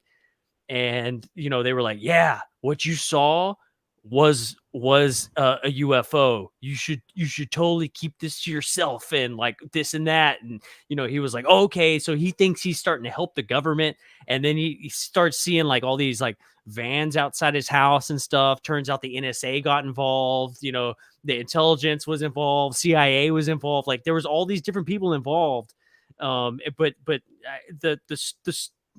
the whole thing about the documentary is like that Doty was in charge of like kind of keeping this guy on track. And he eventually said, look, man, this was just a big, disinformation, like, thing that we did with you. It's not true. The story isn't true. You need to kind of back off of what you're doing. And the guy started to go crazy to the point to where he was like, no, you're lying to me now. And like, I don't know, like that the story that y'all are telling about the uncle and like being involved with Lockheed and like having all these, transporting documents and like knowing stuff, like maybe he knew some stuff and there was people that really started to like mess with his head a little bit and like drove him insane. We always hear about like mind control and all these, like MK Ultra and stuff. And we think, oh yeah, they probably like drug you or hook you up to this machine or like trauma. You know what I'm saying? But like, like Ryan Bledsoe, he said, yeah, I mean, CIA guys basically just said, hey, we're going to surveil you for the rest of your life. And it kept him quiet for years, so that's a form of mind control and like mind manipulation. But to a point to where like if it goes too far, man, that'll drive you nuts. That'll make you crazy, You mean? And it's my uncle. I have a lot of love for my uncle, regardless whatever they say. To me, what happened was they ran him off the road. And then they used drugs because every time he'd get a little closer to even, you get drugged up real good and then start making crazy phone calls to our house and whatnot. Like, you could always tell when he had done whatever to piss off the higher ups in his facility because he would call and tell crazy stories about weird stuff when he was, and you could hear in his voice that he was on a bunch of something. Yeah. Damn. It also kind of sounds like Terry Lovelace's friend Toby, and him and Toby when they saw the craft and they started making them take that medicine, and it started making Toby go crazy. Yep. And Terry stopped taking the medicine. His wife was like, "That medicine's making you dumb." Yeah. And so he stopped taking it, and Toby kept taking it. And he ended up, I guess, committing suicide like later on in life because he just lost his mind from these pills that the military was making him take. Like they were just giving them these drugs. It makes me wonder like what the lengths of COVID injections, don't forget. Oh no. Can't get into that. I know. I want to so bad. Shit. But no, we just that's anyway, glaze it over. Alien. I have to call you. We'll talk that. Yeah. But like the links that people will go through to keep a secret is kind of like a theme I've been thinking about lately, man. Like, damn, it does kind of feel like the past couple of years have been like, hey, I kind of had this thing going on, this relationship, but I don't really want to tell you. It's almost like this guilty thing that the government's like, we all know what happened. Like, just tell us. And they're like, well, we kissed a little bit, but like, dude, come on, man. Like, that's kind of how it feels. Like, look, like the secrets that the government are going to kind of go into it. I don't know. It just seems like a movie plot. Like they're trying to keep this secret, and it's like this big ordeal. I don't know, man. I don't know where I was going with that. With like the links that they would go to, it just seems like a movie. Yeah, keep your secret. You keep telling the story bigger and bigger and bigger. That's why I don't tell no lies. Because I don't have to remember shit that way. I don't have to. That's the truth, and that's it. Yeah. Yeah. Yep. That's for sure, man. That's for sure. And sometimes just telling the truth, like you just say something wild and people don't believe you, even though it's true. You know what I'm saying? Like it's pretty awesome. People think you're lying, but you're like, no. Yeah. It'd be like, I'm 44 years old. I've been doing it long enough where people know why I said it. Pretty much true. I've been led to believe something different. Yeah. That's awesome, man. That's awesome, dude. Oh shit, man. Boys, this has been awesome, man. Yeah. You and your family have great stories, dude. Seriously. Yeah. We've been hanging out. If you live in the country, that's what happens. No lights out here. Oh, I know. Once you get older, it starts to get up. Yeah. Actually, I was very skeptical. I would make fun of everybody a little bit. Yeah. Over this kind of stuff until I seen that one when I dropped the old lady off at the airport. The PXO lady off at the airport, Sacramento. When I seen those ships in the sky, fall out of the sky, when I seen them enter the atmosphere and then doing some weird shit and then turn into these crafts, that's when my mind really opened up to where, like I said, I don't know if it was the person in that airplane, if that was just a fancy airplane, or if that was aliens, or I have no idea what it was. All I know is that it opened my mind up to, if it's that easy for them, why is it? You look out there, you look up, and there's so much vastness. There's got to be another one just like us, right out there somewhere. Maybe not exactly, which I'm guessing the expanse of how much is out there. There's probably something out there down there exactly like us. But just close enough to where they have a consciousness of their own and realize that if they keep breeding, they're going to destroy their planet, then their desire is going to be to leave. Just like any virus that's killing its host. Yeah. Yep. Yeah, dude. I mean, You can't be the only one. definitely not, man. Definitely not. Can't be the only ones, man. There's got to be another species out there that look just like us, dude. Like, yeah. I love that. Yeah. Infinity and beyond, dude. Hell yeah, man. Hell yeah. Hey, fellas, man, this has been awesome, dude. Thank y'all so much for coming on the show. We're almost at 3 hours. I know. 2.5, I guess. I was so nervous. I never done nothing like that. I get nervous posting my pictures on Facebook.